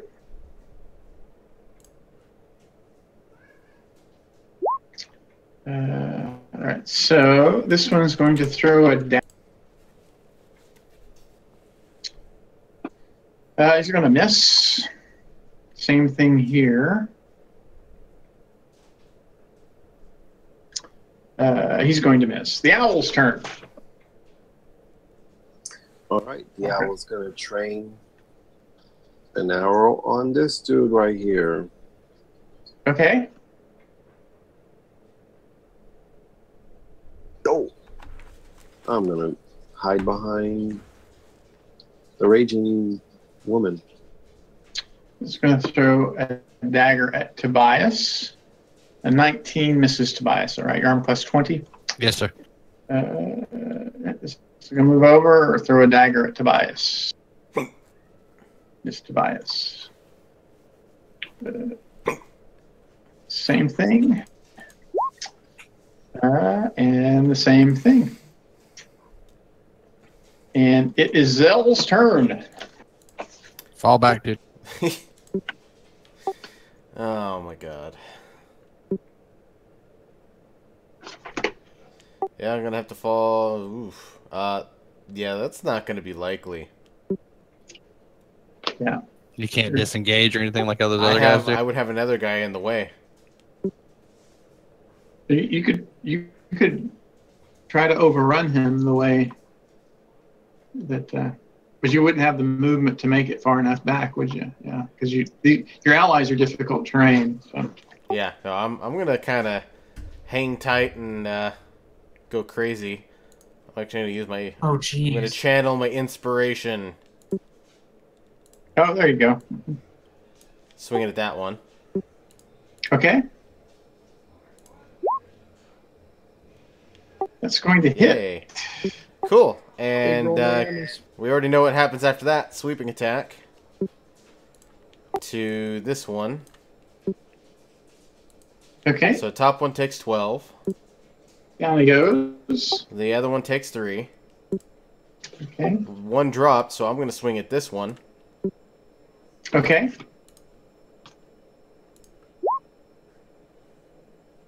Eight's going to miss. Does the inspiration still carry over? No, only on one attack roll. Yep. Ah. Well, I'm going to go in second wind. I don't think you have a bonus action. Did you just bonus action attack when you fell the one opponent? Is that your Great Rutherford Master procking a bonus action attack? Yeah, it is. Yep. Okay, so Bokvar's turn.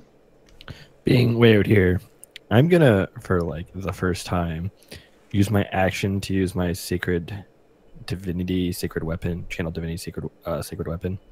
So I'll just add my charisma to attack rolls for the next minute, Okay. which is just +1, and then I'm gonna move over here around this corner. Oh, that's it. Okay. I think I would have had enough for that. Yeah, that's fine. All right, with a heavy smile, chuck my my hammer at this poor guy. Okay. Yeah, it's going to miss. And as I do, I'm gonna say to oh goodness, what is his name? Cud. Cud. Cud. Right. Cud, this is madness. Have your people stand down. Grow stronger. Fight another day. Okay. Anything else from Rosalind? That's it. Cud says something. He speaks Larian. So he announces in Larian. Says, "What do you mean you have me cornered? What do you mean for me to stand? Why don't you just leave?" Right. So this one's going to attack Zell. Hang on, you skip Jeddah. Oh, I missed Jeddah. I'm sorry. Yeah. No worries. Jeddah. I'm going to attack this one. Okay. Gonna burn a grip point, because why not? Okay. Need to, it's okay. And sneak attack damage. Oh, it's dead. Oh yeah, I did. Okay. Down it Can I goes. use my bonus action to offhand dagger the one next to me? Yes, I think you can. Mm-hmm. You took the attack action, so you can attack with offhand. Nope. Okay. Should have just did. Okay. So, what's Cud going to do? I have a theory Yeah. on what he will be doing. Oh, he will attack with his spiritual weapon against, but he's not using his sacred flame. So a 12 will miss Zell, And then he casts Hold Person against Jedediah. So Jedediah needs a DC 14 Wisdom saving throw. Nope. Okay, so Jedediah is paralyzed. I remember the last caster? time I had a whole bunch of hold persons going off. Okay, so then this guy who you tried to hit with your offhand, he is going to attack Jedediah.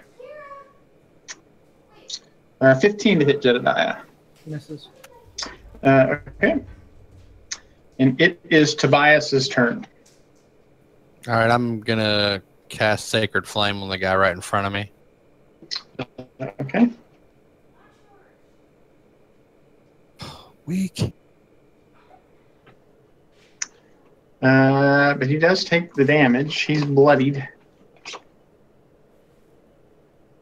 Anything else from Tobias? That's the 11 goes to Zell for a healing word. Oh, okay. So I'll get some healing back. Thank you.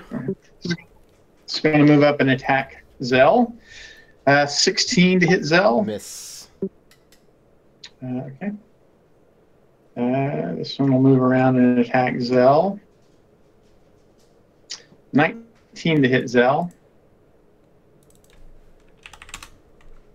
Yep, that For hits. 5. Okay, for 5. And it is the owl's turn.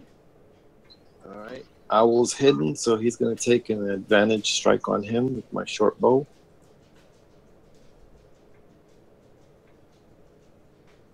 That's going to hit.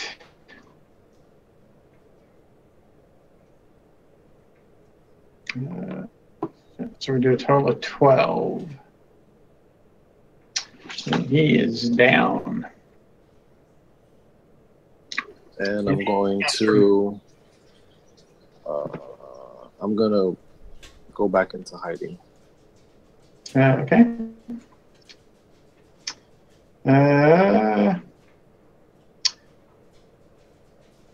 Yeah, this is just going to throw a dagger at Zell. 20 for 3 against Zell.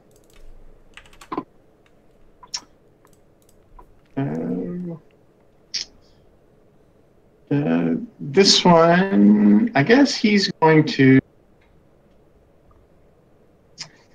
12 will miss Zell. Yeah, so I got that 2 more times. 19 to hit Zell for 6. And a 7 will miss Zell. It is Zell's turn. Awesome. I'm attacking that one.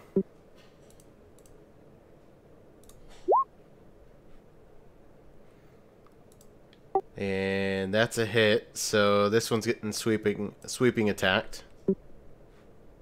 Okay. So first one takes 12. Other one takes 4. Okay. That's actually, he's already damaged. So. Anything else from Zell? I'm going to go ahead and second win this time. Okay. Don't you get to hit somebody else? Oh, you're talking about instead of attacking again? Yeah, because getting kind of low. Bokvar's turn. Does moving through all these people count as difficult terrain? Yeah, but you can get up to yeah. You would have to dash to get past Zell. Would I be able to get up behind him? Yeah, you can get to here. Okay. Yeah, without that. So I go up to Zell and give him 5 points of healing with lay on hands. And Okay. my turn. Rosalind's turn. Thank you. So I know this is probably not going to be received well to stand over the kobold's body who just fell, but I think I have to do that anyway. As I do this, I'm going to take out from my bag my rope, and I want to quickly tie it into a lasso. Would that be an entire action? Would that be like a use item action? What would you call that exactly? You could have had it tied into a lasso beforehand, so you could just pull out the rope that was already in a lasso. Yeah. Sure. I wanna try and nab Cud. Just yank, or just try and keep rope him around if I can. What would that be exactly? What would I need to I'm sorry, you were breaking up there on me. What are you trying to do? I'm trying to lasso Cud and pull him to the ground. Oh, Cud's way in here. No, you don't have line of sight. Yeah, I guess I don't really have a good line of sight on him. Yeah, I'll get the lasso ready. And I guess I'll just continue the conversation with the argument with him instead.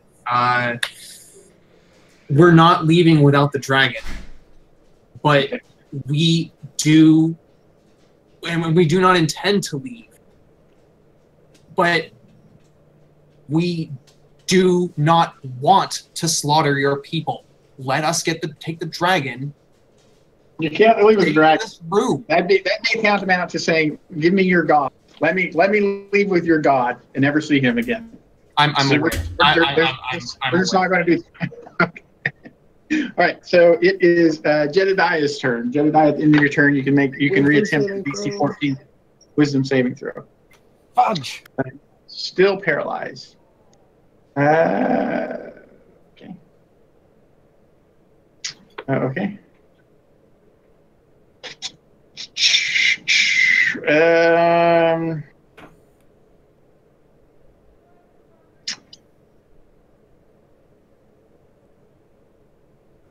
All right, so Cud pulls out the holy symbol of Curdlemac, and these guys wake up.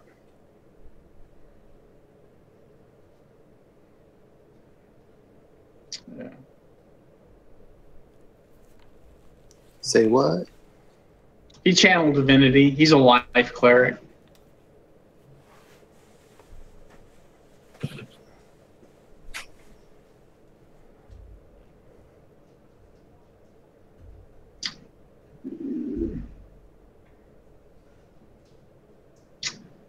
And then he's going to attack.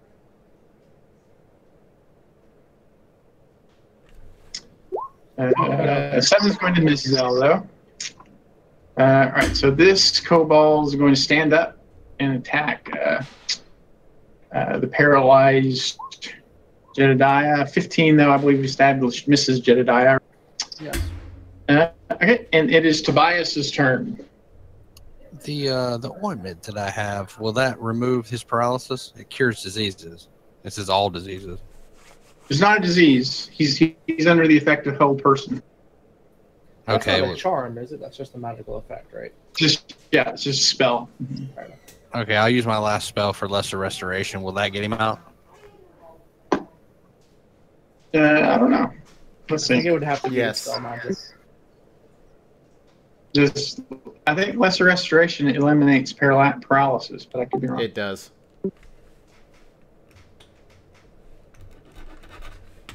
Much appreciated. Blinded, deafened, paralyzed, or poisoned. So yes, you could end the paralysis with a lesser restoration. Okay, that's what I'm going to do. Good job. Thank you. We're going to give you inspiration for that, Tobias. Sweet. Anything else from Tobias? No, I'm all good. Okay. Oh, yes, this one's going to attack Zell. A 20 for 3. This one's going to stand up and attack Zell. 17 hit Zell. That is your armor class, right? Yeah. For 5, and it is the owl's turn. You like the owl's attacking this dude right here.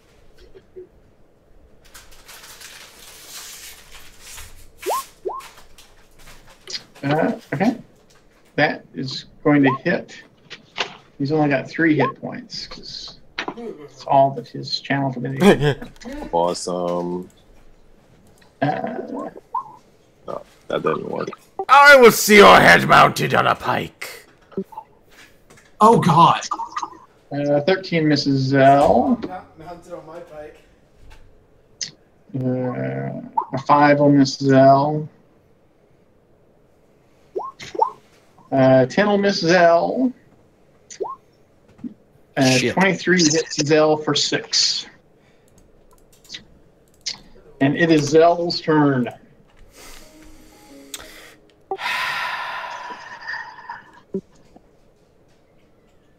Disengage. Retreat. Let's see if I can move that far. Yeah, that's fine. It's. I think if we were measuring out, I'm just hauling ass. Bakvar's turn. That's probably not a good position. I guess I'm gonna move back to where I was, around the corner, and ready in action. Where if any kobold comes in melee range, I'm gonna swing at him. Okay, Rosalind's turn. All right, I'm just gonna tell him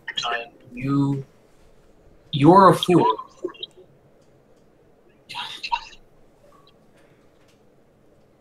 I'm just gonna start walking away. Actually, sheath my sword.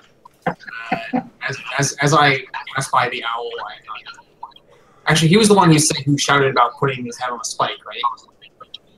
Yeah. I'm just gonna put my hand on his shoulder and say, I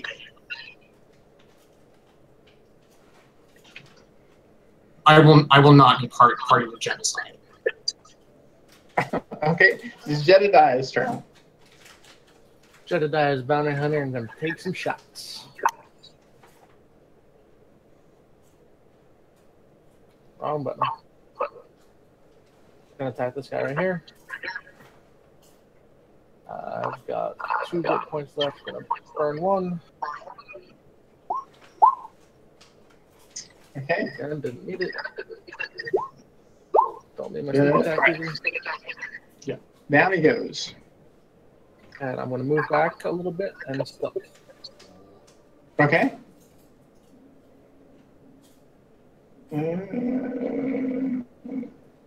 Okay. So this is going to move up here. This one's going to throw a dagger at Tobias.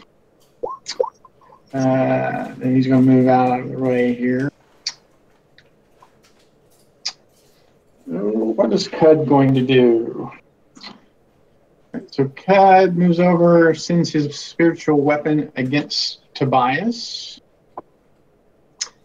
and then casts Sacred Flame on Tobias. Spiritual weapon will miss Tobias. Needs a DC 14 Dex save from Tobias. Ew. So Tobias takes 15 points of radiant damage. And it is Tobias's turn.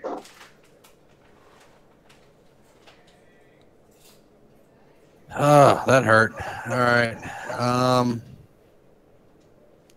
I'm going to back up around where Bakvar is and take a healing potion. Okay. At that point, with no one to hide behind, I'm going to throw his dagger. Actually, they would be. This is not going to be blood, but they are out of daggers. They're going to have to use slings. So he's going to 17 to hit Jedediah for 3 bludgeoning. And it is the owl's turn.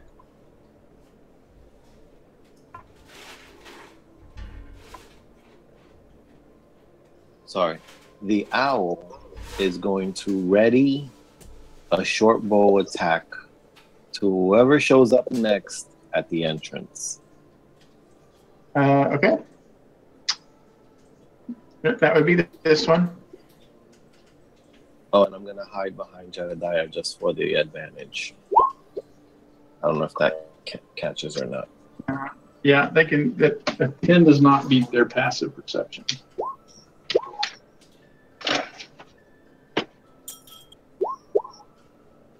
No. Oh, yeah, I'm sorry. It does beat their passive perception. They have a negative wisdom mistake. All right, so a 16 will hit for 4 plus sneak attack. He was already damaged, actually, so he's going to go down. Let's see. I'm going to. Well, that was a raid action. Yeah, that was a raid action, so that you can just take the action and then. So this is going to move over, use a sling against Jedediah. Armor class 16 for 3 points of bludgeoning. I don't know if 16 is or not. All right, so we got 2 more of those.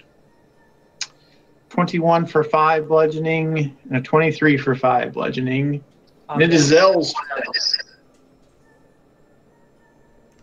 Oh, Jedediah goes down. Alrighty. I am going to... I make a good beach shield. Do what? I said I'd make a good meat shield. I'm going to go ahead and ready my longbow for whoever steps out in the open. And I'm going to go ahead and, for shits and giggles, roll stealth. Okay. And it is Bakvar's turn.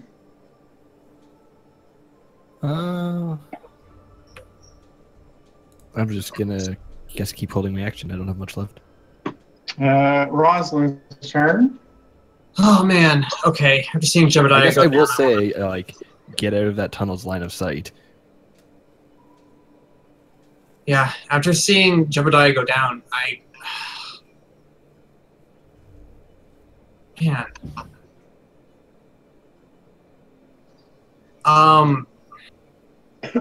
Rosalind.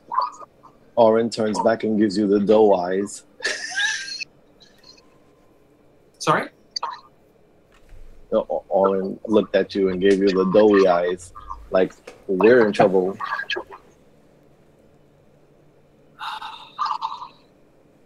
I've got a crazy idea if I can get up. Try and stabilize him. Yeah, you could have a healer's kit and automatically stabilize him with an action. Yeah. I don't have a healer's kit, so I'm going to make a medicine check. Okay, it's a DC 10. Okay, so you stabilize him. Okay.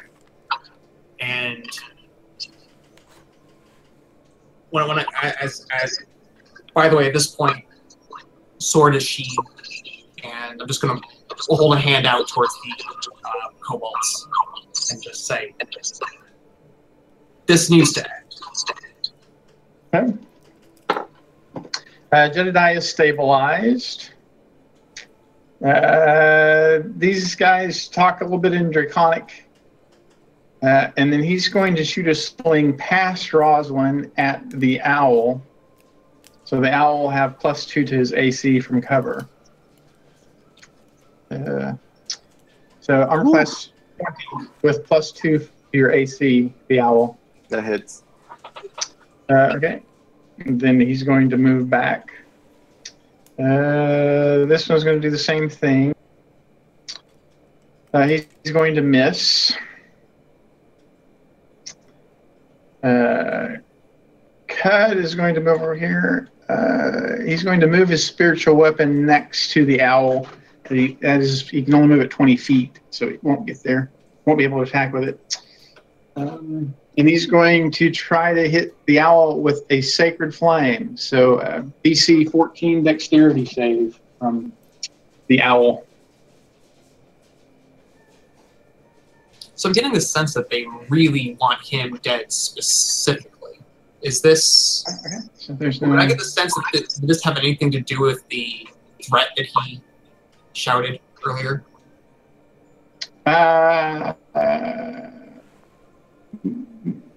He is convinced that this was a fight to save his race. He appreciates that you're nonviolent, but he doesn't believe that the others entertain that. All right, so I guess Tobias has taken a potion of healing. Is that what that is? Yeah, that's for Jedediah. I'm gonna. Oh, you're Jedediah. I got you. Yeah. Right. So Jedediah, you are back awake. I owe you one. I think I owe you two. So I'm going to step over, take a shot at the owl. We'll miss the owl. It'll be the owl's turn. I'm going to ready an action to shoot, and I'm going to hide. Who has a Okay.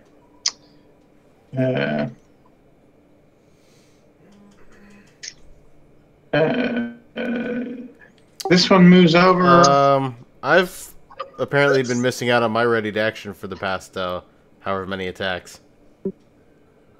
Oh, you used your action to hide. I had a ready to action with the longbow, and then I hit. Well, it is an action to hide unless you have a way to use it as a bonus action. So if you didn't want to hide, that's fine. But you can't be both hidden and have a ready to action. Both of those are actions for you.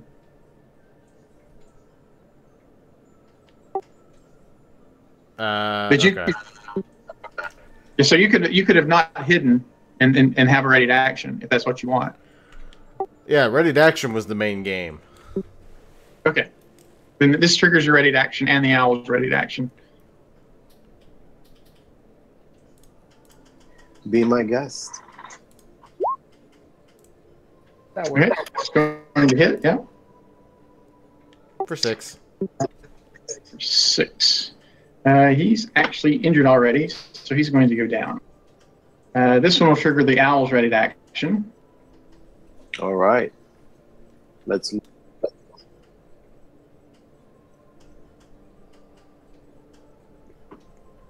Yes. Okay. Yeah, we better do that. All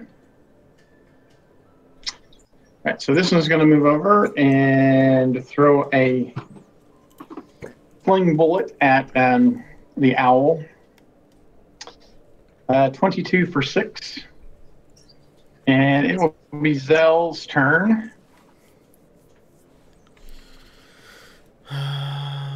I can't see any of them, can I? You're right. They're staying out of the hallway's view, and they're moving, attacking, and then moving back. I'm going to hold action again.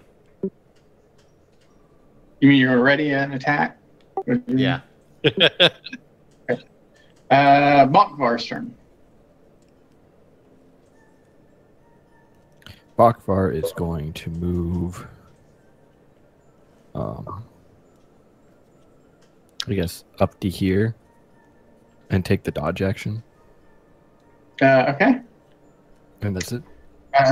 Rosalind's turn. All right. I'm gonna say, when as Bokvar passes, I'm gonna say to him, it's not worth it. I don't know. A baby dragon is pretty juicy. No. I meant going. Oh, right. Sorry, GM said that. Yeah. That's not like that. As far as Bokvar is concerned, they are still holding weapons and ready to fight. So. Oh yeah, they're still. And they're still like throwing like They are. ammunition down the hallway. So I am going up there to stop the nonsense. Hopefully next What turn. is Rosalind going to do? Plead for peace one last time. Just Okay. What is Jedediah going to do? This is DM's discretion. I want to grab the pouch of gunpowder off my belt, toss it into the room, and then take a shot at it with my pistol to try to cause an explosion. Interesting. Okay. Don't know how to make that happen, but if we can, cool. If not, then I have something else planned. That would be very, very hard to do. Yeah. But you could try it if you wanted to. You'd need to make an attack roll. Gonna burn my last grip point and try to make it happen. Oh, okay. Sure.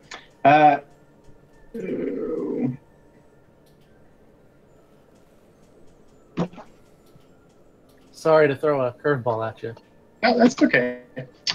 Right, so there is an explosion in here, and So Bakvar is going to take 3 points of fire damage. Would a dex save be appropriate in this situation? Yeah, we can do a dex save. Sure, we'll do dex saves all the way around. You usually don't do a dex save when there's an attack roll involved, but we can. Oh, it'd be like, okay. That'd be fine then if it's attack roll. Yeah. Okay. Nobody All saw these this guys coming. are singed at this point as well. Anything else from Jedediah? I'm going to move out of the main hallway. Okay. This one's going to move up. And ready in action. Or no, I guess this guy's in melee. So he's going to move up and attack. So it'll be a straight attack roll. So 21 to hit Bakvar. Yep. For 6. This one's going to move up. 23 for 6. And he will provoke. He'll provoke from Bakvar as he moves back. Nope. Okay. Okay, so Cud is going to attack Bakvar with his spiritual weapon. So this will be at disadvantage. Isn't the spiritual weapon at the owl? No, yeah, the spiritual weapon is right like here. 20 feet though. He can move it. He can move it 20 feet, so he can move it back to where it was originally and still attack. Yeah. I have a It was short of the owl by about 5 feet. And then he is going to. So he misses Bakvar with that. question. Going to, As he steps out, can I shoot at him with my ready to action? Oh yeah, that would trigger your ready to action. Yeah.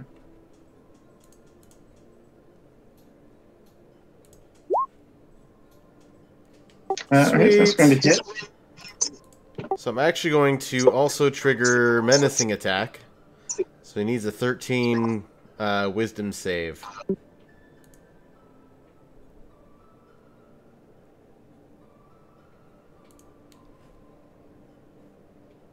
All right, so he succeeds on the wisdom save, but he will take the extra damage. Takes 18. Okay, he is bloodied now.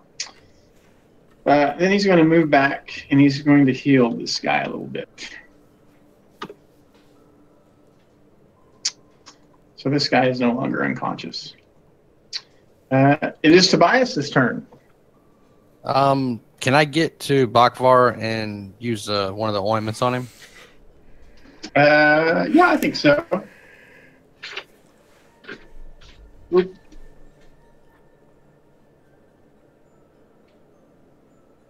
All right, you get 11 back, Bakvar. Awesome. Then it. All right, so Bakvar is prone there. This one is going to attack. 21 for 6 against Bakvar. Why would I be prone? I was at 1 HP. Oh, you were at 1 HP. I'm sorry, I thought you were unconscious. Never mind. So a 7 will miss. And it will be the owl's turn.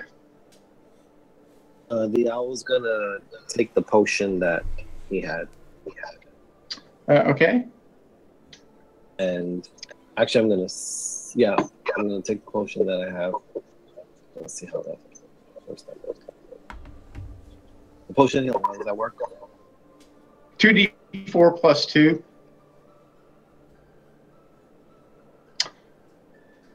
Anything else from the owl? I'm gonna attempt my bonus action to go into stealth. Okay. I think you're pretty well hidden there. Yep. This is going to move up and attack Bakvar. 23 for 5. Yep. And he'll move back over here by Cud.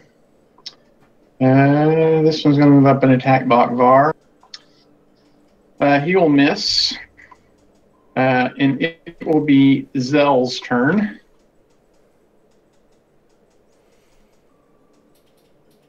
I think I'm going to go ahead and repeat the same action. I'm going to hold, or ready in action. Okay, it's Bokvar's turn. Wonderful. That guy's still in melee range with me, right? The guy just below me. There are two of them in melee range. This one and this one. They're on either side of the entrance there, but they're both within melee of you. Okay. I'm gonna swing at the guy below me. Okay. Okay, he goes down. And that's it. Rosalind's turn. Oh boy. Rosalind the Peacemaker. Well, trying. That's a moot point. All right. Where's the hammer that I threw? I can't remember exactly where exactly. I think it was right beside where Tobias is. I think the hobgoblin or the kobold you were where Tobias is now. So it would be somewhere around Tobias there. I'm gonna just trudge forward and pick up my hammer, and once I step out in front of Bokvar, I'm just going to rage chuck the hammer at their leader for intended non-lethal damage. So knockout. Okay.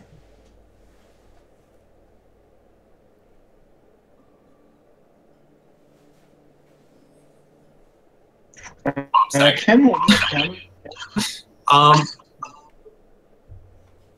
Sorry? Yeah, 10 misses. Okay. Anything else from Rosalind? I think That's it. bonus action. Okay. Jedediah's turn. All right, I'm going to move back into the hallway.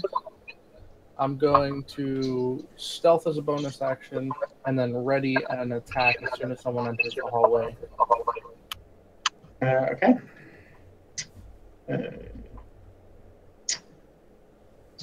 This one's going to step up and attack. Going to step up and attack Rosalind. An 18 to hit Rosalind. Oh yeah. Okay, so he takes his dagger and stabs you in the ribs. Cud. What is Cud going to do? Cud is going to attack Ross. Spiritual weapon. And then he's going to cast Healing Word on this one over here. That one's dead. Well, he's unconscious, actually. So Rosalind, 24 for 7 against Ros. And this one gets back a very few hit points. Well, not to them, it's not very few. Wait, did you say it was 24 after? It's armor class 24 for 7 points of force damage. Okay. It is Tobias's turn. Can I see? And Rosalind is unconscious at this point. Just so All right, I'll do spare the dying on her. okay. So Rosalind is unconscious but stable. That's all I got. All right, so this one is going to. Bokvar, you're not dodging anymore, right? Last turn you. Well, no, I attacked last turn. Yeah. So this is going to attack Bokvar, 17 for 4. It is the owl's turn, who's currently stealth. I'm going to ready in action. Anyone that pops up is getting shot. Okay. Well, that's going to trigger Zell or the owl's ready to action. This one moves over here. I'll go ahead and fire. Okay. Looks like a miss. And then the owl, are you going to take your ready to action? Yes. That's going to Jedediah hit. has one too. Okay. And then sneak attack damage. Okay, so your arrow impales this one. He is dead. This one will trigger Jedediah is ready to action.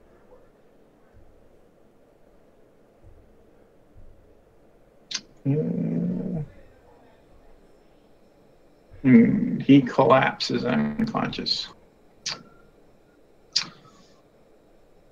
Zell's turn. I'm going to go ahead and take a shot at the one that's downed. Okay. 15 hits, yeah. 15. Yeah, because he's prone, so you're at disadvantage. Yeah, but 15 still hits. Okay, anything else from Zell? No, that'll be it. It is Bakvar's turn. Yeah.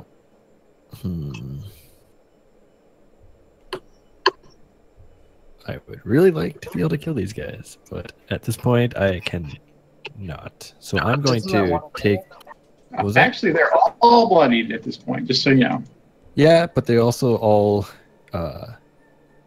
reliably hit for more than 3 damage. So I'm going to disengage and move back here. Okay. End my turn. Rosalind is stable. Jedediah's turn.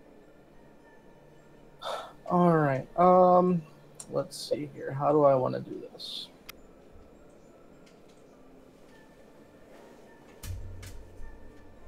All right. I'm gonna do something probably stupid, guys. I have healing potions, and then I run down the hallway. Okay. I'm gonna go here, and then I'm gonna shoot. You're gonna shoot cut. Okay. And I killed something last turn, so I get a grip point back. I'm gonna burn it. All right, so that hits Cud. All right, so Cud's going to die at that point, which is also now they can't heal, so they're all dead. All right, so we can grant each one of those has 2 or 3 hit points, so we can call this one there. They're not going to be able to do much else there. They would try to flee. What they would try to do, we can either kill them or let them flee. But they're headed out the door if they can flee. All right, so that leaves us with Reimer. He's actually across the hall over here, and he's got some different type of kobolds with him. These guys have leather armor again, but instead of spears, they have daggers. Yeah, they have daggers. So, but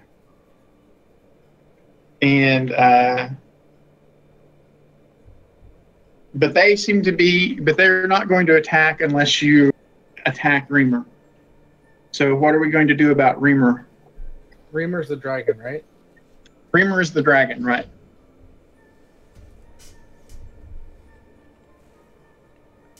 Well, I think now is the time for us to pull out diplomacy.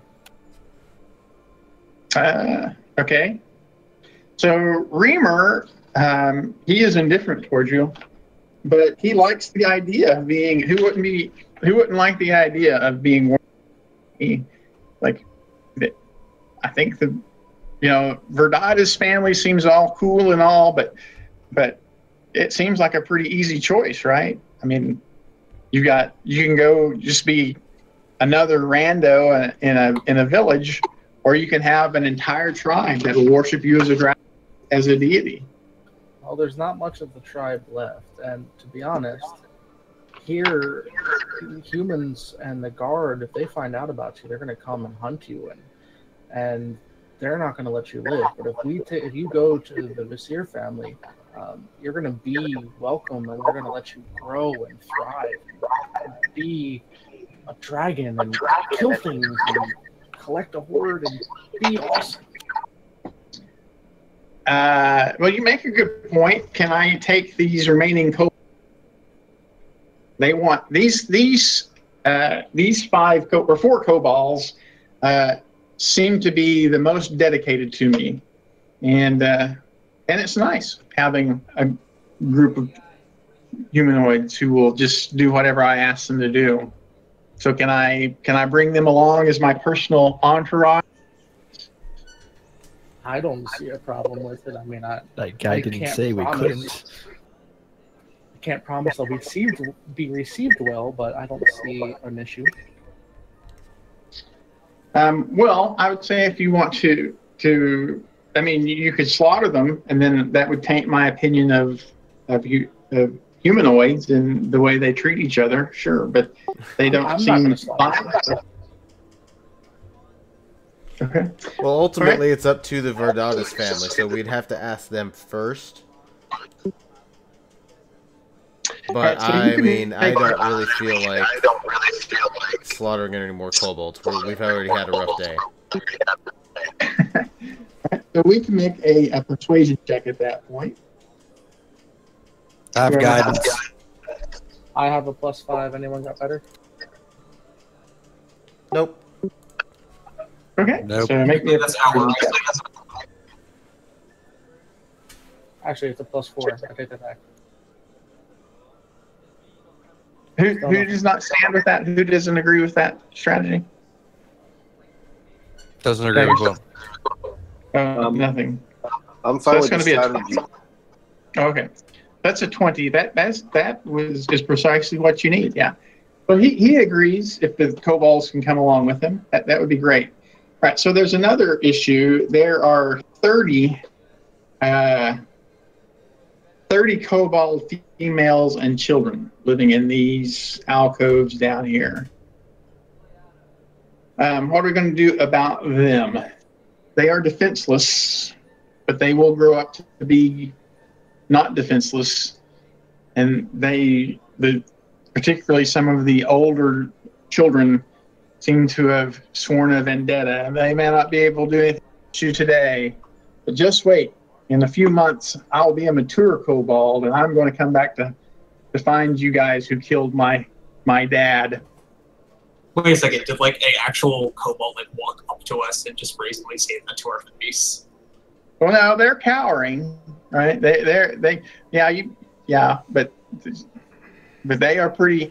You can tell from their. Well, some of them are even completely verbal about it in Draconic. They killed my dad, and we've got to do something about it someday. Yeah, And we'll the worry females- about it then. I don't know what everyone else is gonna do, but like if they're not armed, Bokvar just completely ignores them. I'm not going to Yeah. take any violence or anything, but I'd like to make an intimidation check, pull out my rapier and a dagger, and say, look, you're going to grow up, we're going to let you live. I wouldn't recommend coming to find us because you'll be stronger, but we'll be a lot stronger too. Okay, so we're not going to commit genocide on the Keenbone. That was never the intention. Why would someone do that? Orange just covers his ears because of all the yapping. If you wanted to avoid being these young kobolds growing up and I am Montoya. You killed my father.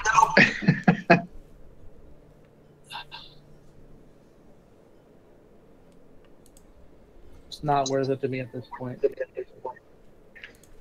Okay. But I'm gonna let them know if they come for me, I'm gonna kill them. All right. Okay, so Cud actually, did I not? What's that? Cud. Me too. All right, so Cud has a magic item. He Stone of Good Luck. Another one? That is. Wait, is it a Stone of Good Luck? No, it's not a Stone of Good Luck. It's a staff. Staff of infection. I might have overwritten that now. No, I'm sorry. Maybe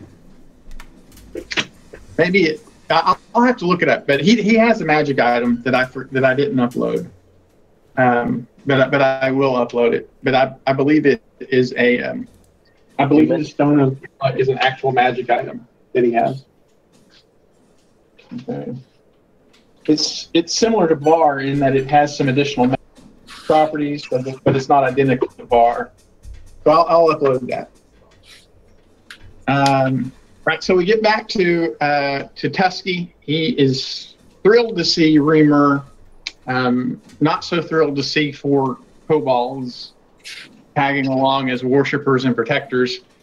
But he's going to, they are completely dedicated to Reamer, and so he'll see what he can do. If they turn out to be an evil influence, then the family will have to expel the kobolds, and that'll be what it'll be. So we get 1,500. I'm sorry, 1,500 gold pieces, 1,600 gold pieces from 1,000 plus 100 each, right? From the Verdatis family.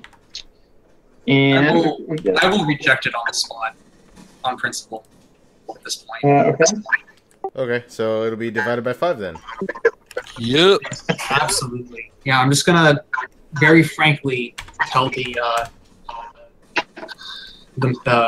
man that we came in to rescue that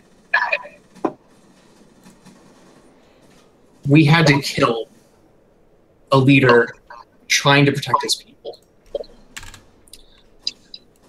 All because you had to make us go there. So the alternative to not retrieving Reamer would have been to leave him in the hands of those kobolds, and their influence on him would intolerable. It would just be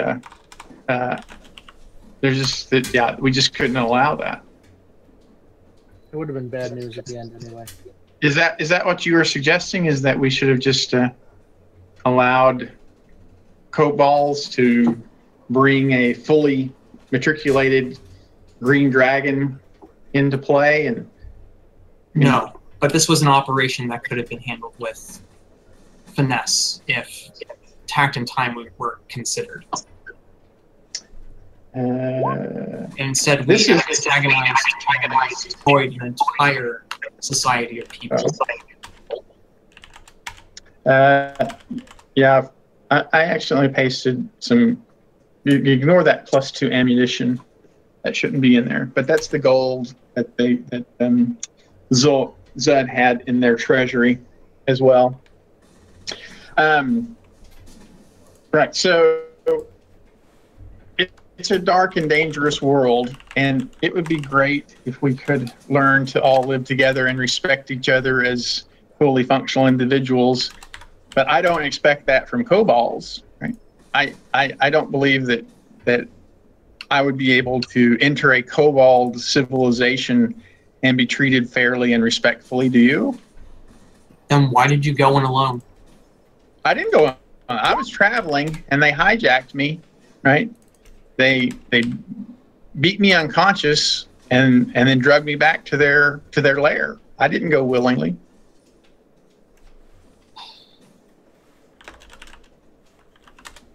I hope that sometime, maybe in my grandchildren, that we will all live in some sort of a mutual respect and harmonious situation. But I know that that's not possible at this time. What I can do is take this one baby dragon, raise him to be a force for good in the cosmos, demonstrate to the world that the prejudice against green dragons is unfounded, that when they are raised properly with the right influences, that the choice to be a negative influence or a positive influence is their own, and it can be influenced by the environment they are raised in. It's not a circumstance of birth, and that'll go a long way towards easing the prejudice in that one small area. And what do you think is going to happen once Ori gets back to the mountainside of what happened to this kobold civilization? Well, yeah. So these kobolds, they clearly have a civilization in the mountains that is more expansive. An argument could be made for preventing those females and children from returning to that civilization to carry news of the events. But that's a pretty harsh thing to do, to kill a bunch of innocent, even if they're kobolds, they're still innocent women. I respect the decision to let them return, although it may have consequences that we have to deal with down the road. I find it horrific that that's where your mind leapt. You find what horrific? That I recognize the pragmatism in keeping things secret that would be incriminating and dangerous? No, I find it horrific that when I spoke of how when word of mouth travels between societies that don't see eye to eye, things fester, and I find it disturbing that your mind immediately leapt to destruction. It's chromatic. Well, right. So my mind immediately leapt to the idea that my first priority has got to be to protect the safety of my family and our possessions. That's what my first reaction is that there could be a danger out there once this news reaches the greater Keenbone enclaves that we will have to defend against. You don't think that's a realistic possibility? I think it's a very real possibility. And it again, this entire situation, this entire operation could have been handled with tact, preparation, and it was still going to be a war no matter how you did it. Yeah. And Rosalind, dragons grow up so quickly and are so easy to be swayed. I really think acting fast was important to us here. I'm sorry. Yeah, but dragons grow up fast and they turn evil quickly. Yeah, by the time a dragon is 4 years old, they have progressed to the point where they are laying down territory and establishing lairs. That's just 4 years, right? When they progress to a wormling state where there's just not a lot of time to intervene here. I don't have the. So in addition to just the fact that the dragon is going to grow, it's very clear that kobolds would not be a positive influence that is needed on Reamer, right? So a month spent with them could be irreversible in its influence, right? So do you believe that Cud was going to relinquish control of Reamer? That he would have, as long as Cud and his fully functional kobolds were there, that we would have been able to have left with Reamer and gone unfettered to my family's compound? Cud was a zealot. I acknowledge this, but he fought to protect his people. He adamantly believed that we would not let a single one of them stand. And would have sacrificed in the end, it forced our hand into a brutal ultimatum.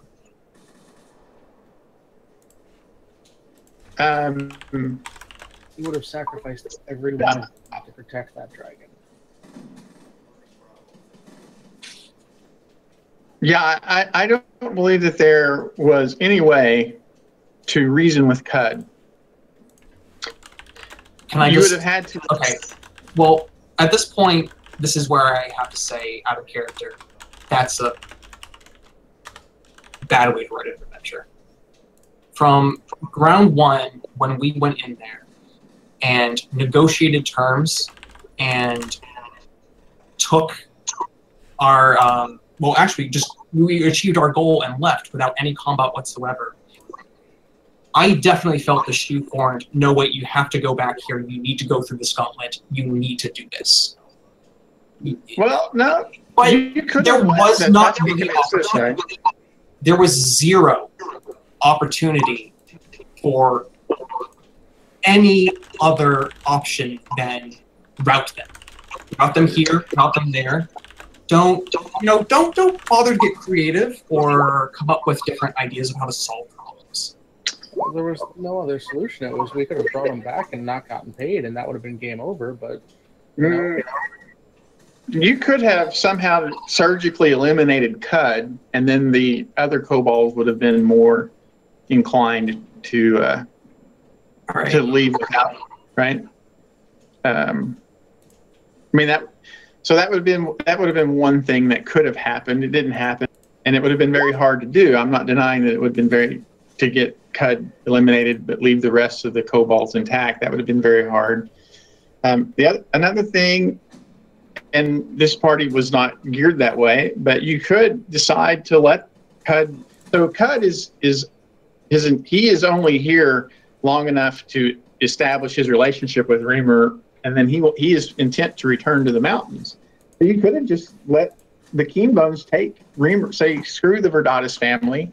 The Green Dragons belong with kobolds. Let them go back to the mountains, and that would have been a non-violent resolution. They would have left peacefully and not to return. But there's no doubt that Cud is going to be a very difficult situation. I mean, that's just the way zealots are.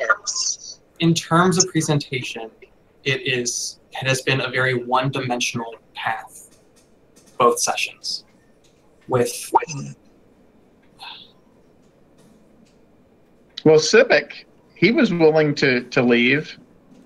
Yeah. Right. Well, once he had the upper hand, he offered to just let him leave, to abandon his. He was. Do you believe all combat should be optional? I think that in the history of the universe, when like in terms of writing stories for players to experience, do you believe all combat should be optional? Well, I think that there should be ways that can be explored, but so maybe I do. Like the bears, right? So the bears are hungry. The bears, since the kobolds moved in, they've driven off all the game, and the bears are just completely hungry. So, it's written into the encounter, just like you did. You can just feed all the bears, and then it's an easy animal handling check, a DC 10 animal handling check, for them to stand down, right? So, I mean, I guess I favor for there to be ways to avoid combat, but I think that it shouldn't be an easy thing or an obvious thing. That, right? Their history has proven that there are times that communities come into conflict, and combat, is extremely hard to avoid, especially when one side is pathogenic in some way, either as religious driven or nationalism driven, or is absolutely dedicated to commanding a scarce resource.